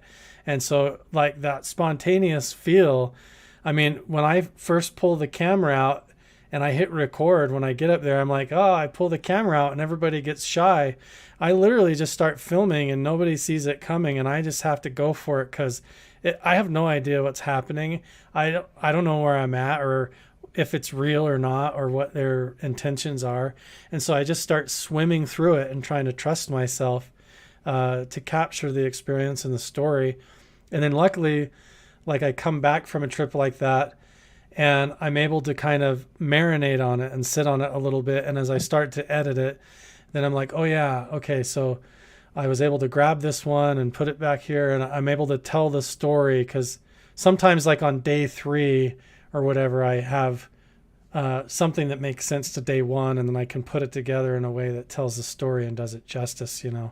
But yeah, that's kind of when I go into it, I don't have a script or talking points or anything. A lot of times I barely have a GPS to get to, and then I'm just going for it. But that reminds me, I started in 2006 on YouTube, and I remember back in those days, we had some subcontractors that, okay, yeah, they had some illegal guys working, okay, but they were great guys, they were great family guys. That's a whole nother story. But I remember when they had to get used to me because I was always walking around with a camera or something, always making little YouTube videos, yeah, and they would turn around, run, and yeah, it's really funny. But those, it's very spontaneous, and to me, it was more enjoyable uh, since it wasn't my main source of income. I didn't have to really worry too much about it, about scripting and editing yeah. and but I think the editing that you do, I think it's all of it's really good. I think it's going to be Thanks. it's going to add a lot to that story. I think you Thank know you. I think that's exactly what Brandon needs to do. I think he's It's, trying. Yeah, I'm friends with a lot of those guys up there, and a lot of what I do talk to them about in the early days, like a year ago when I was making friends with them, was like I was encouraging them, like, man, you guys would, when you get onto the TV shows, they'll they'll take care of you to a certain extent, but in the off season, you're not necessarily making money unless you're getting paid to be there and other things. And so having a way to continue doing the research and bringing information and what they're doing out to people was something that I wanted. And that was part of why I was trying to go up there and reach out to the team, was like, you guys should have YouTube channels. Like Dragon should have his own Instagram, and Thomas Winterton should be going on. These guys should be doing live streams on YouTube. Like, expand. We're in the digital era where this stuff is online now. Like, don't just be on the History Channel on TV. And I'm not saying that they weren't already working on all that stuff, but we've talked a lot about that, like setting up the live stream cams and all that. And part of the effort of having people like me and James Keenan and Chris Bartell and other people that Brandon trusts to like help do the extended research into all these other areas is a big part of it, you know. But just being careful too, because it takes a lot of trust. I'm out here filming and uploading videos, and Brandon has no idea from video to video what I'm going to do or say, or even on this podcast. You know, I am not on anybody's leash right now. But to me, that's refreshing that the research is going that way, that it's going open Yeah, source. when you said Instagram and you were naming all these different platforms, I was like, how in the world would he control the content and not make sure that no one like leaked, Yeah. information that needed to be, kept secret until it came out. I can see that being kind of a nightmare. But I imagine that's where he develops the relationships with each person to an extent. It takes time and like an ongoing thing and adjustments and stuff like that, and trust and just working with the right people. And not everybody's well suited. Some people, get kicked out or even sued or put under NDAs because they just can't do it right, or they're just toxic to work with, and that does happen. It does happen. I didn't get in trouble with the Galileo project. They had me helping. I was volunteering doing some CAD work for them. And I literally asked the guy I was working with at Caltech. I guess I shouldn't mention any names, but he said it was okay, right? Well, it turns out it probably wasn't that okay. I was designing this, helping them design a tower that could be portable. Anyway, I did the whole thing, and I've got the videos are still up on my YouTube channel. And I think I got myself in trouble to the extent to where they didn't ask me on the next project. So I was a little sad about that. But on the other hand, really, I'm a YouTuber, and that's kind of what I do as a hobby. And it's it's one of those things that people really should expect, I think. And, but anyway, I've had emails with Avi since then, and everything's cool. But it's funny when you started talking about, Dragon being on Instagram and all this stuff. I was like, wow, that's gonna get out of hand. Yeah, they have to watch it a lot of times. They have to check and stuff. Is it okay I go on this show or whatever? I think they do have to do some of that, but it's Brandon's done a good job with, like, I think trying to keep as much of it as he can open source without getting into trouble with the TV show and a lot of that, because they have their own interests and contracts and NDAs, and as soon as all that gets involved, it's messy. But yeah, it is frustrating because it almost forms its own sort of confidentiality that it doesn't need to have, just because they're trying to keep their content for the TV show. But you have to realize too that as much as people are frustrated, like why won't they show more on the TV show and everything? Well, before the TV show, there was no TV show. There was zero. It was just a black hole of no information, and not anybody even knew that Skinwalker was a thing, really. It was just kind of like an urban legend that this place existed, but there wasn't any YouTube videos or TV shows. So I think since Brandon's taken it over, it's been this slow unwind and opening up to where now they have their own insider thing with live streams and all kinds of stuff they're doing. Even they even have webcams that are live feeding on the ranch right now. You can go on as part of the insider and like click through the webcams that are looking at the ranch right now and see what's going on. And that's totally different than the Bigelow era when it was all sealed up. Oh, there's some, you can become a member of some Yeah, they website. started a I guess there's a little Skinwalker bit of a Insider paywall thing. there. Yeah, the Skinwalker Insider thing. I think there is a paywall there. It's part of, I think, Brandon and the team's effort to create some kind of a stable side outlet for them if the show, this is what happens. Let's say if you and I got our own TV show and we finished season 1, even if it went amazing and broke all the records for the network, they would wait until about 2 weeks before filming season 2 before they even let us know if we had a new contract or not. And they would make us believe that we weren't going to have a new season or another show. And they would dangle it out. They're like, oh my gosh, I don't even know if I have a job 2 weeks from now. And then all of a sudden they're like, all right, we'll do it. And they can do that. They do that to you so you can't negotiate for better pay through the networks, right? Yeah. Out of California. Yeah. But if you create these alternate ways to provide income for your team and the research crew there, then that can generate its own income on its own over time. Then if the show ends, you've kind of produced your own show in a way, or you're set up to do that if that occurs. And so I think they're just creating a safety net, if that makes sense for the team, because I think Brandon considers everybody on that team like his family. And so he wants to take care of them even if the show ends. He doesn't want to have to fire everybody, and sell the ranch. I was wondering if at some point he doesn't just license that kind of thing to like even YouTubers instead of having to deal with the network. Yeah, I think that's what you're seeing the evidence of with his insider stuff and allowing his team to do their independent things. Yeah. It just occurred to me that would allow each person to be sort of their own boss and control their revenue to a certain extent. Yep, that's the idea. Like and part of why a lot of people wonder why I was able to make friends, and at the bottom line, it's because I have like almost 3.2 million subscribers, and they want to know how I did that. And so that's pretty amazing, actually. I mean, I've been on YouTube for 16 years, and I've only been able to, of course, I haven't really worked that hard. I've only got 80,000. That's quite a feat there. I just kept going and kept shifting where I needed to go. But now I'm right where I need to be. I had some luck early, like in 2010. I had some, couple of viral 3D printing videos. It was when it's kind of not the early days of kind of the early days of 3D printing, and I was printing these like bushcraft knives, and people went nuts like, oh, you're showing terrorists how to print, like they couldn't go to the dollar store and buy a plastic knife, Right. And so that kind of went nuts. But other than that, I haven't really had a focus per se. I'm too scattered. I don't have a, one day I'll be doing a 3D printing video, next day I'll be doing a construction, next day it might be SketchUp.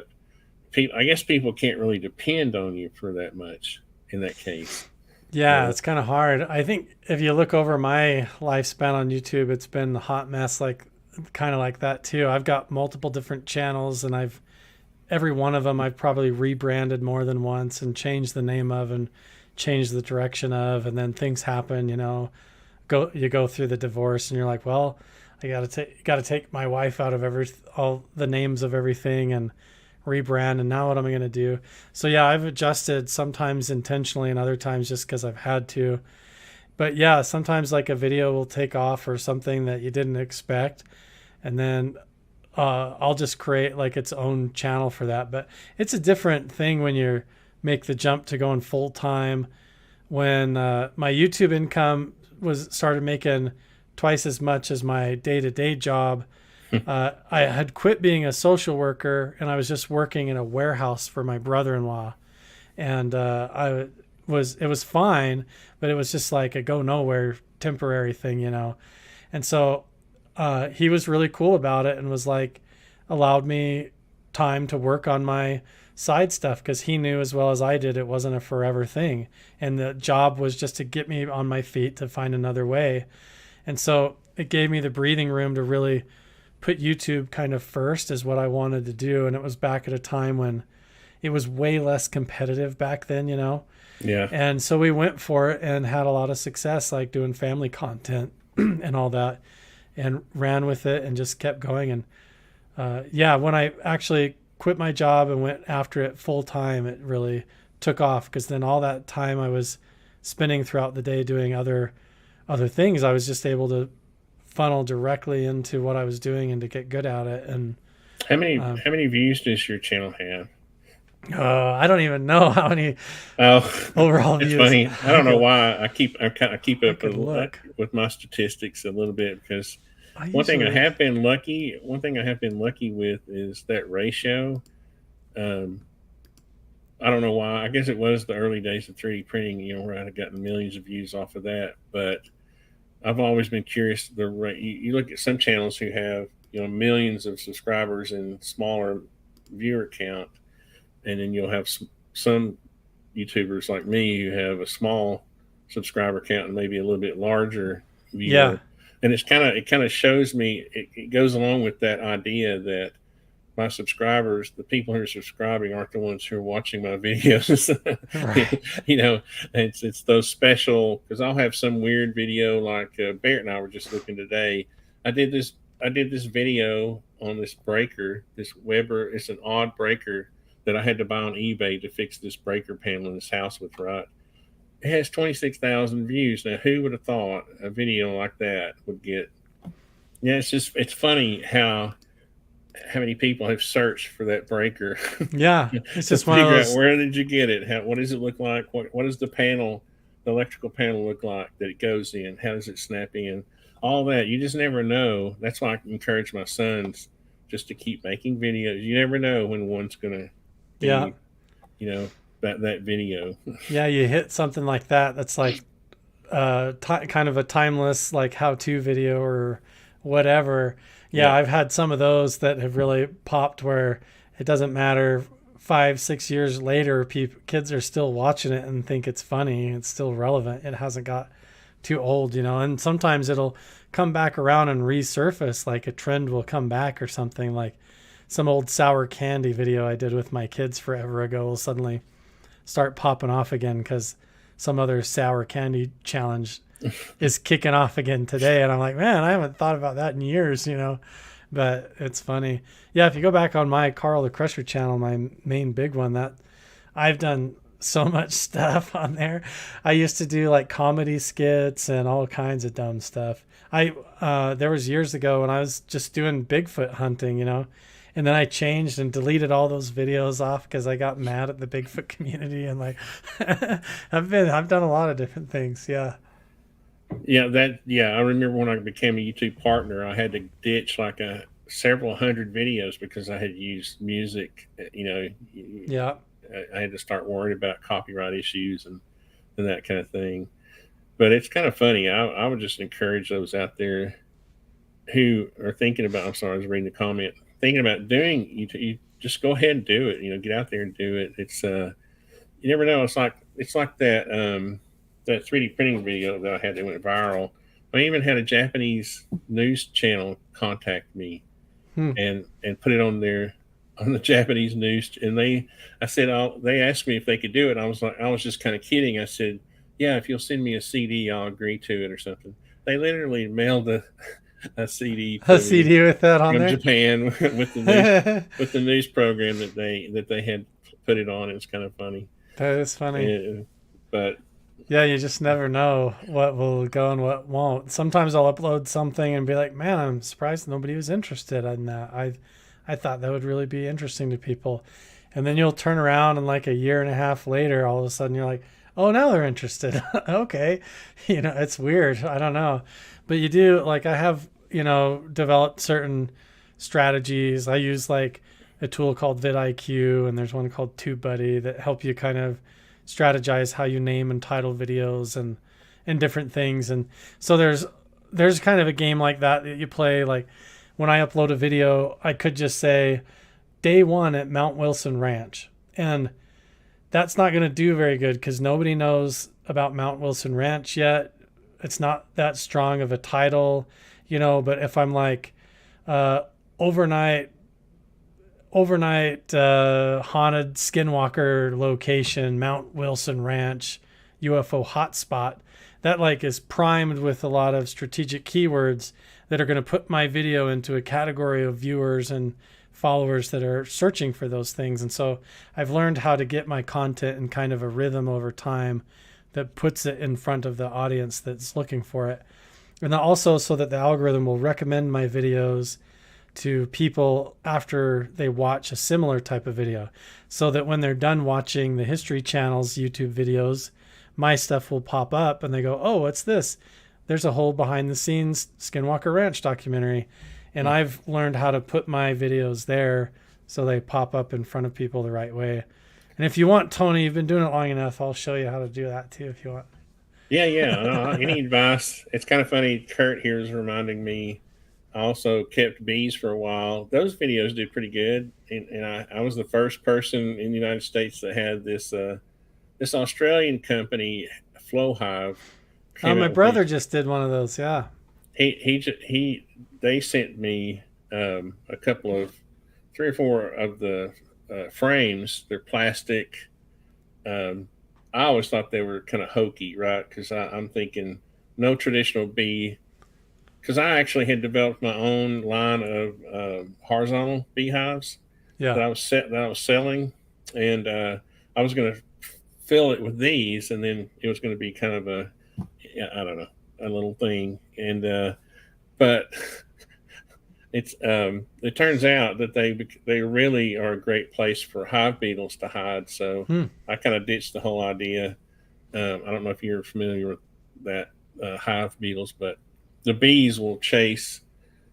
The little black beetles will invade the hive, and the bees will herd them into a corner. Right on a regular hive, they can herd them. They can herd them and keep them kind of at bay. But I noticed that when I was studying these things, there were these little cavities that the hive beetles could get into the flow hive frame that the bees couldn't get to. Oh, so they were able to kind of infest the flow hive until they figured that out. I actually got rid of those, and I don't know, that one video probably has, I don't know, 200,000-300,000. It's kind of funny. You just never know. And that's kind of what I was thinking. I was just making a video about complaining about flow hive. Yeah. And, it turns out to be, a decent video. Everybody who's thinking about getting into beekeeping, they come across those and they're like, are those a gimmick or what? And then they wind up on your video. Now, to give them credit, they have been pretty successful, and some beekeepers swear by them. Yeah. The thing is, the land I was leasing at the time was far. I was only able to go see my bees like once every 2 weeks. And you really need to be able to check them, especially during the season. You need to check them like every other day. Or, you need to be able to check for wax moths and hive beetles and all this other stuff. But anyway, that makes sense. Oh, Kurt says you saved me some cash. That's funny. My cousin does bees up there in Vernal. I go stay with him when I go up there to do Skinwalker Ranch stuff. But yeah, I've done a bee video with him as well, and they're fascinating. Now, Vernal is where that's where Skinwalker Society is. What's the other ranch? What's the ranch that UAP Society launched their balloon from? Blind Frog Ranch. Blind Frog Ranch. I can't even say it. What do you know anything about that ranch? Yeah, so that's an example of a location that I heavily researched and was really involved in. And there is a lot of real stuff up there. What is real, in my opinion, what we found with my team of colleagues is more related to Native American historical artifacts and a burial ground. There's a Native American burial ground on the land up there, and there could be caves, possibly. There's cavities and voids, and there's a lot of oral tradition around the place. As far as what they're showing on the TV show, with the underground cave systems, swimming in them and retrieving artifacts and hiking around in underground caves. As much as I've explored the property and looked down those holes and everything, I can't find evidence that any of that's real and not just made for TV. So I don't work with them anymore because there's just too much made for TV when I don't think that is needs to be done there. So I've stopped really working with them. That's really the only thing I know about it, is that for some reason Chris Lato picked that location to. I wasn't quite sure why they picked that location. Maybe it turns out it may be just a good place to launch a balloon. Yeah, well, we did that. I was there and helped film a lot of that balloon launch when I was doing stuff I with didn't know Blind that. Frog. Yeah, so I was there with a lot of That's that. awesome. Yeah. I was live streaming Alexei when he was going to get the he wanted me to go with him, but I couldn't. We had started a new house, and the owner was going to kill me if I went. So that whole symposium, I helped organize that with the team, the UFO Disclosure Symposium for that. So when Chris lined that up, I helped organize some of that, and then that's awesome. Film it, yeah. So I have a whole video of that one on that balloon day launch too. But I think we picked that because it was a open spot in town at the outpost where they had a big parking lot where a lot of people could come and watch it. Where if we actually went to the ranches, they wouldn't let us launch there or have everybody there with their cameras and filming just because of the TV networks don't allow it. It kind of turned out kind of bizarre because there's software that predicts the paths of the balloon, right, based on what day. Yeah. So we literally, Alexei basically knew pretty much where it was going to land, and it turns out it was on this guy's ranch that. It was out in the middle of nowhere. Way up in the mountains there. I ended up paying the guy to take them on I think was it a quad runner? A quad, yeah. Yeah. And it was awesome. I was really mad I didn't go at that time, but the lady That's so cool, dude. Yeah, I was there. Yeah, I was there when they took off. I was hanging out with Chris that whole time when he came back with it and found it. And we were like, the whole time Chris Lato was hanging out with me, and we were texting Alexei like, did he find it? I don't know. He's not out of. Yeah, that whole thing was cool. Yeah, I was right there doing all that. If you go, I've got the the point where they found it, and I don't know, it was a pretty cool experience. Did you know that they're talking about placing some of those Sky 360 stations out there? Do you want to know a secret? Are you going to be one of those? Are you going to have one of those? Guess where they're putting all three of those? At your house? At Mount Wilson Ranch, the predecessor to Skinwalker, at Jeff's place where I've been. That's where we're going to put them. Yep. I actually had one of the stations or the housings, and I sold it to a guy that lives out there somewhere. Not there, but I started looking at my location, and it wasn't the best.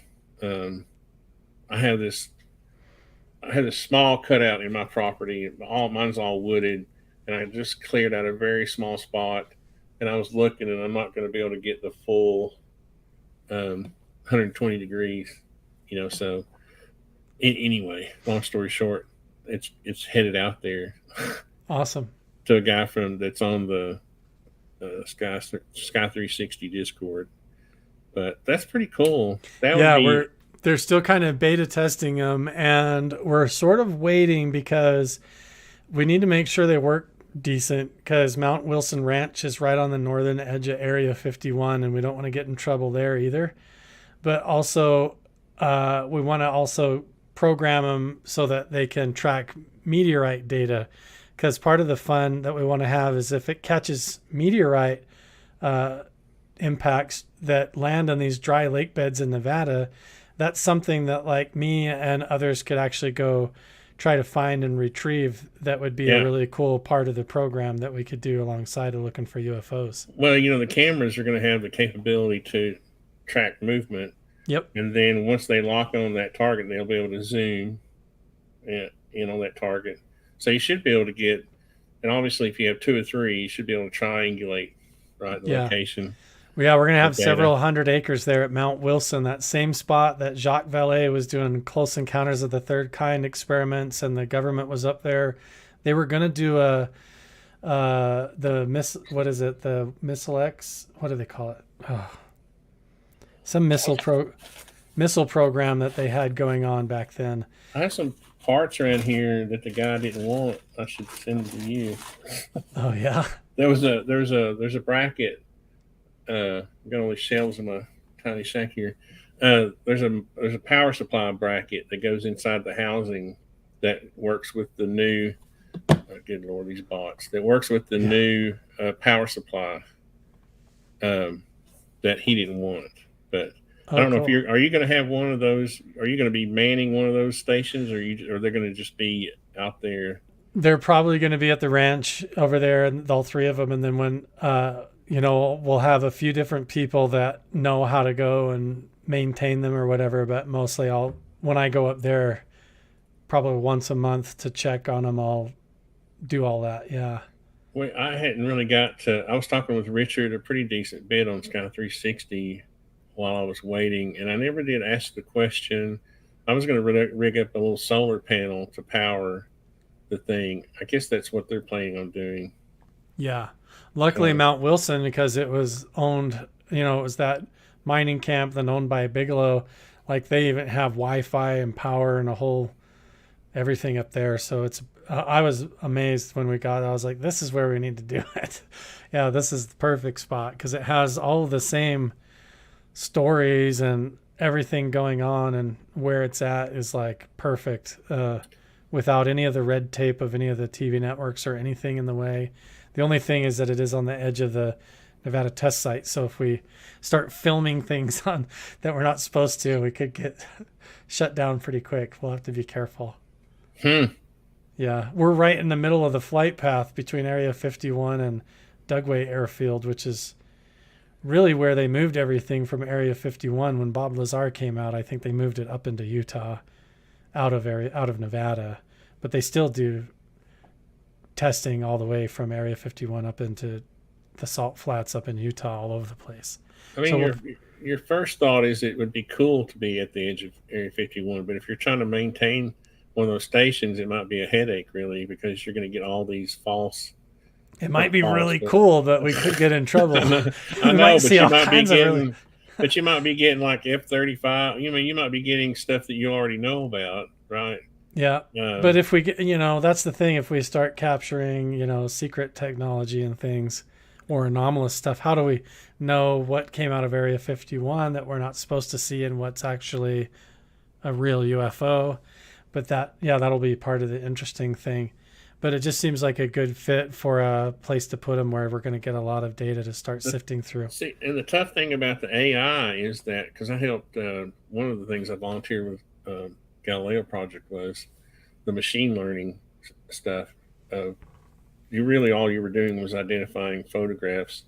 You were basically, I did 3,000 photographs. There were like 5 or 6 people. We ended up doing like 50,000.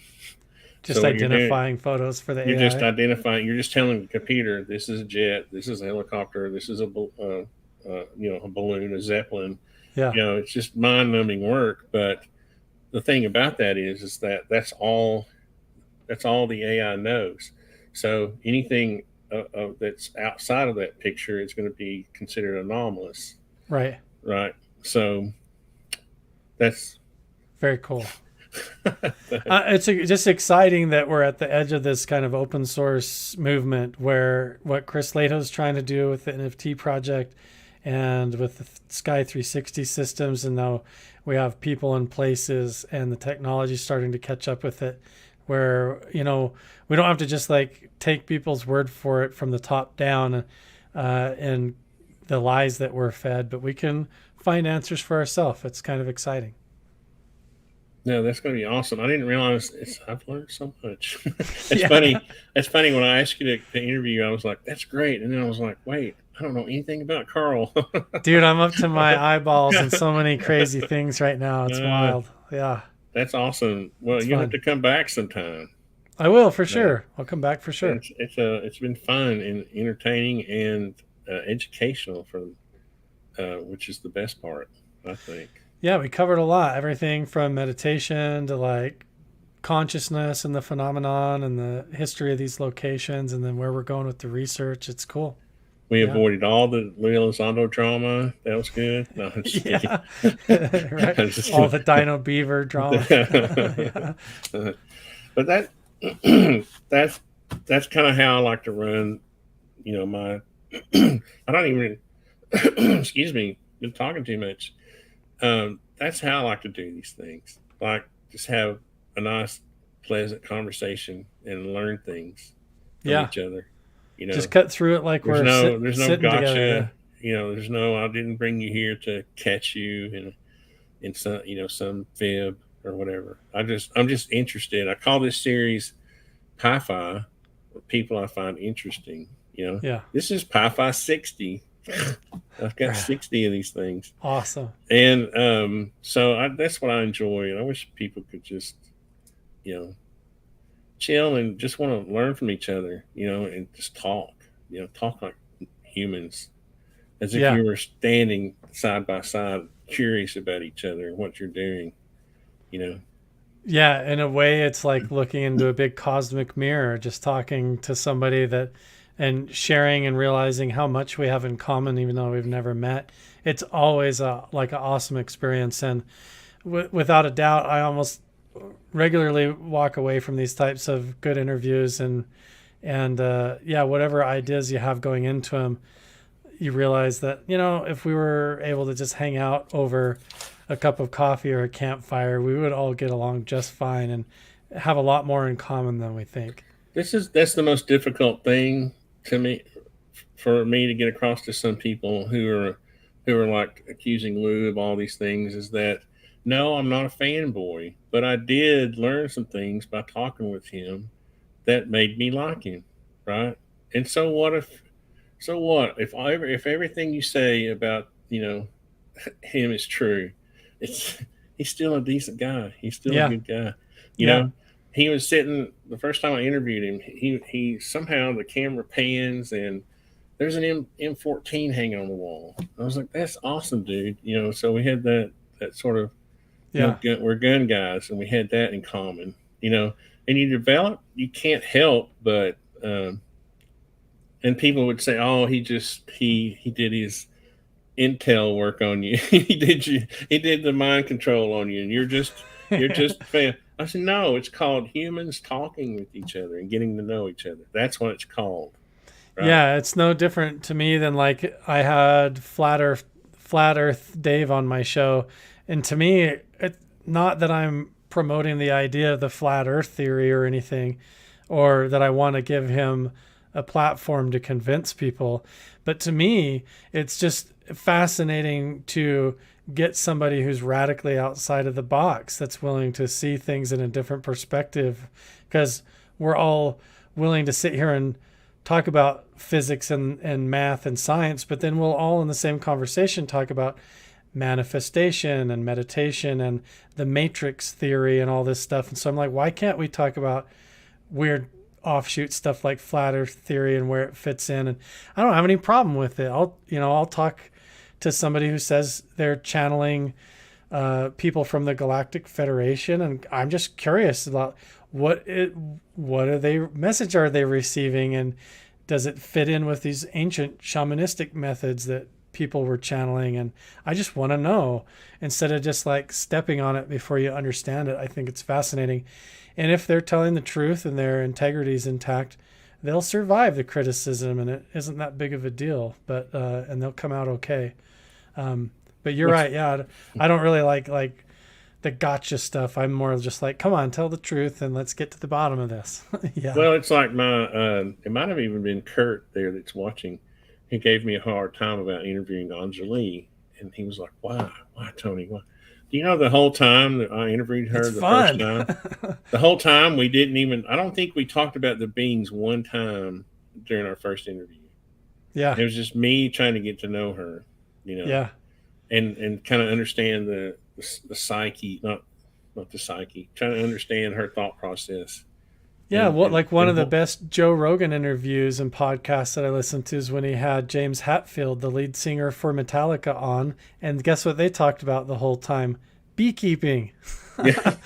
He's a lead singer for Metallica, and they talked about beekeeping for like 2 hours, and I was fascinated. what? There's nothing wrong with that. Yeah, No, it is awesome. And bees are awesome. they are. I mean, I could. Don't get me started on that because I could talk for hours on just bees. And I mean, if they looked at you with that dark shirt on and they looked at me, I would be a friend and you would be a bear. One of the Yeah, first things I learned was don't wear a black T-shirt to go visit your hive. Yeah, good point. That's and why all the bee suits are white, huh? That makes sense. exactly. Yep. But Gotcha. But I said, well, what are they going to think about my beard? And the guy, one of my mentors, who was a local beekeeper, he was like, well, you're just going to take a chance. It's kind of funny. Yeah, But that's the bee funny. suits were so hot, I couldn't wear it. So I had to go just like this, you know. Just And figure it out. as long as you don't, as long as you're good to them, they'll be good to you. It's amazing how that works. Yeah, But sorry, I didn't mean to get off on the bee stuff. I think it's fascinating, but that's cool. that's what you need on your homestead. You need a bee. You need a beehive. I'm getting there. Like I just got goats. I'm going to get chickens next and then build a water catchment, solar panels, and then maybe bees. bees, they are work. I will have to say this: if you're on the go a lot with your videoing, it's probably not a well, in our climate here in Tennessee, where the wax moths love it, that's what finally got mine. Where Yeah. and I lost my land lease right about the same time they got wiped out by the moths. But anyway, that's all. The homesteading stuff is pretty awesome. I'm getting ready to put up a solar array out here and start my little cabin Nice. on a cleared area I have here, and but Feels good to be more self-reliant, and like to see the news coming and they're like, "Oh, it's a drought." And I'm like, if I have solar panels and a range catchment and my rain catchment and things are going okay and I got chickens and like I don't feel any of that as much as everybody else does, I don't think.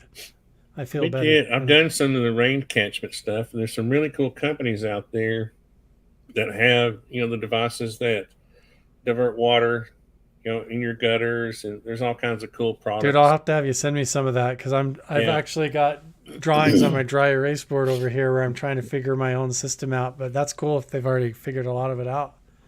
and we did. The systems that we did were sort of gravity systems where we would place the downspout on the upper end of the home. Of course, in Tennessee, it's easy. We always have hills. I guess out there in the desert, you don't have a way to use gravity to, because we would set the catchment up on the upper end of the house and use gravity to feed it back down to gardens and Yeah. landscaping. And because the overflow here, we could get torrential downpours all the time, so you have to have an overflow system, Yeah. for that, and it would just go into the garden. That's what I want to Really. do is have it so I can do like all my animals and my pasture and stuff off of that or my yard and plants and stuff. And then if something happens or the power's out or whatever, then I can make it potable for myself if I need to. I have the filtration stuff to do that. But yeah, all that becoming autonomous is awesome. Yeah, ram pumps are cool too. Like Kurt's talking about ram pumps. I watched Wrangler Star's whole series on how to Yeah, make Wrangler ram Star. pumps. Yeah, Yeah, I talked to him in the early days. He's pretty cool when he was a yeah, small channel. I remember. Then he got big. yeah. Hey The Tony, I gotta ram. get going here in just a Okay, second, but yeah. Sorry, I could ramble all night. well, Sorry. I'm gonna come back on. Don't apologize. I've had a Great, great time. The two great. hours flown right by. Awesome. Yeah, no, I appreciate it, Carl. It was great getting to know you, and we'll have you back sometime when you got some juicy stuff you can give up. Well, I'm going up to Phenomicon at the beginning of next month, and before then, going back up to Mount Wilson, and then in October, going up there, and we're doing ground penetrating radar stuff at the abandoned mine shafts and everything. And so, yeah, if you catch me You're on gonna my, live? Are you gonna live stream the Phenomenon? Phenomenon? I don't know if I'm not gonna be live streaming up there, but I'm gonna be doing a lot of filming. I'll probably come back there with hours of footage. I'm getting pulled in 20 different ways. People wanting me to go check stuff out. Everything from there's supposedly a carving of a guy throwing a spear at a woolly mammoth that's on somebody's private property that I'm really interested in, and then all this acreage between 9 Mile Canyon and Skinwalker Ranch I'm going to look at. I've got a crew wanting me to go up near Blind Frog Ranch and other places. And then once I get up there, I never know if like the Skinwalker Ranch guys are going to be like, hey, come to the ranch and do this with us tonight. And then I just say yes and I go, you know. So I don't know. We'll see. But next time you catch me, I'll probably have some more juicy stuff for sure. All right. Well, thanks a lot, Carl. I really appreciate it. You bet, Tony. Appreciate it, man. We'll see you around. See you. Okay. Well, thanks everybody for watching. That was awesome. And we will see you on the next PiFi. See ya.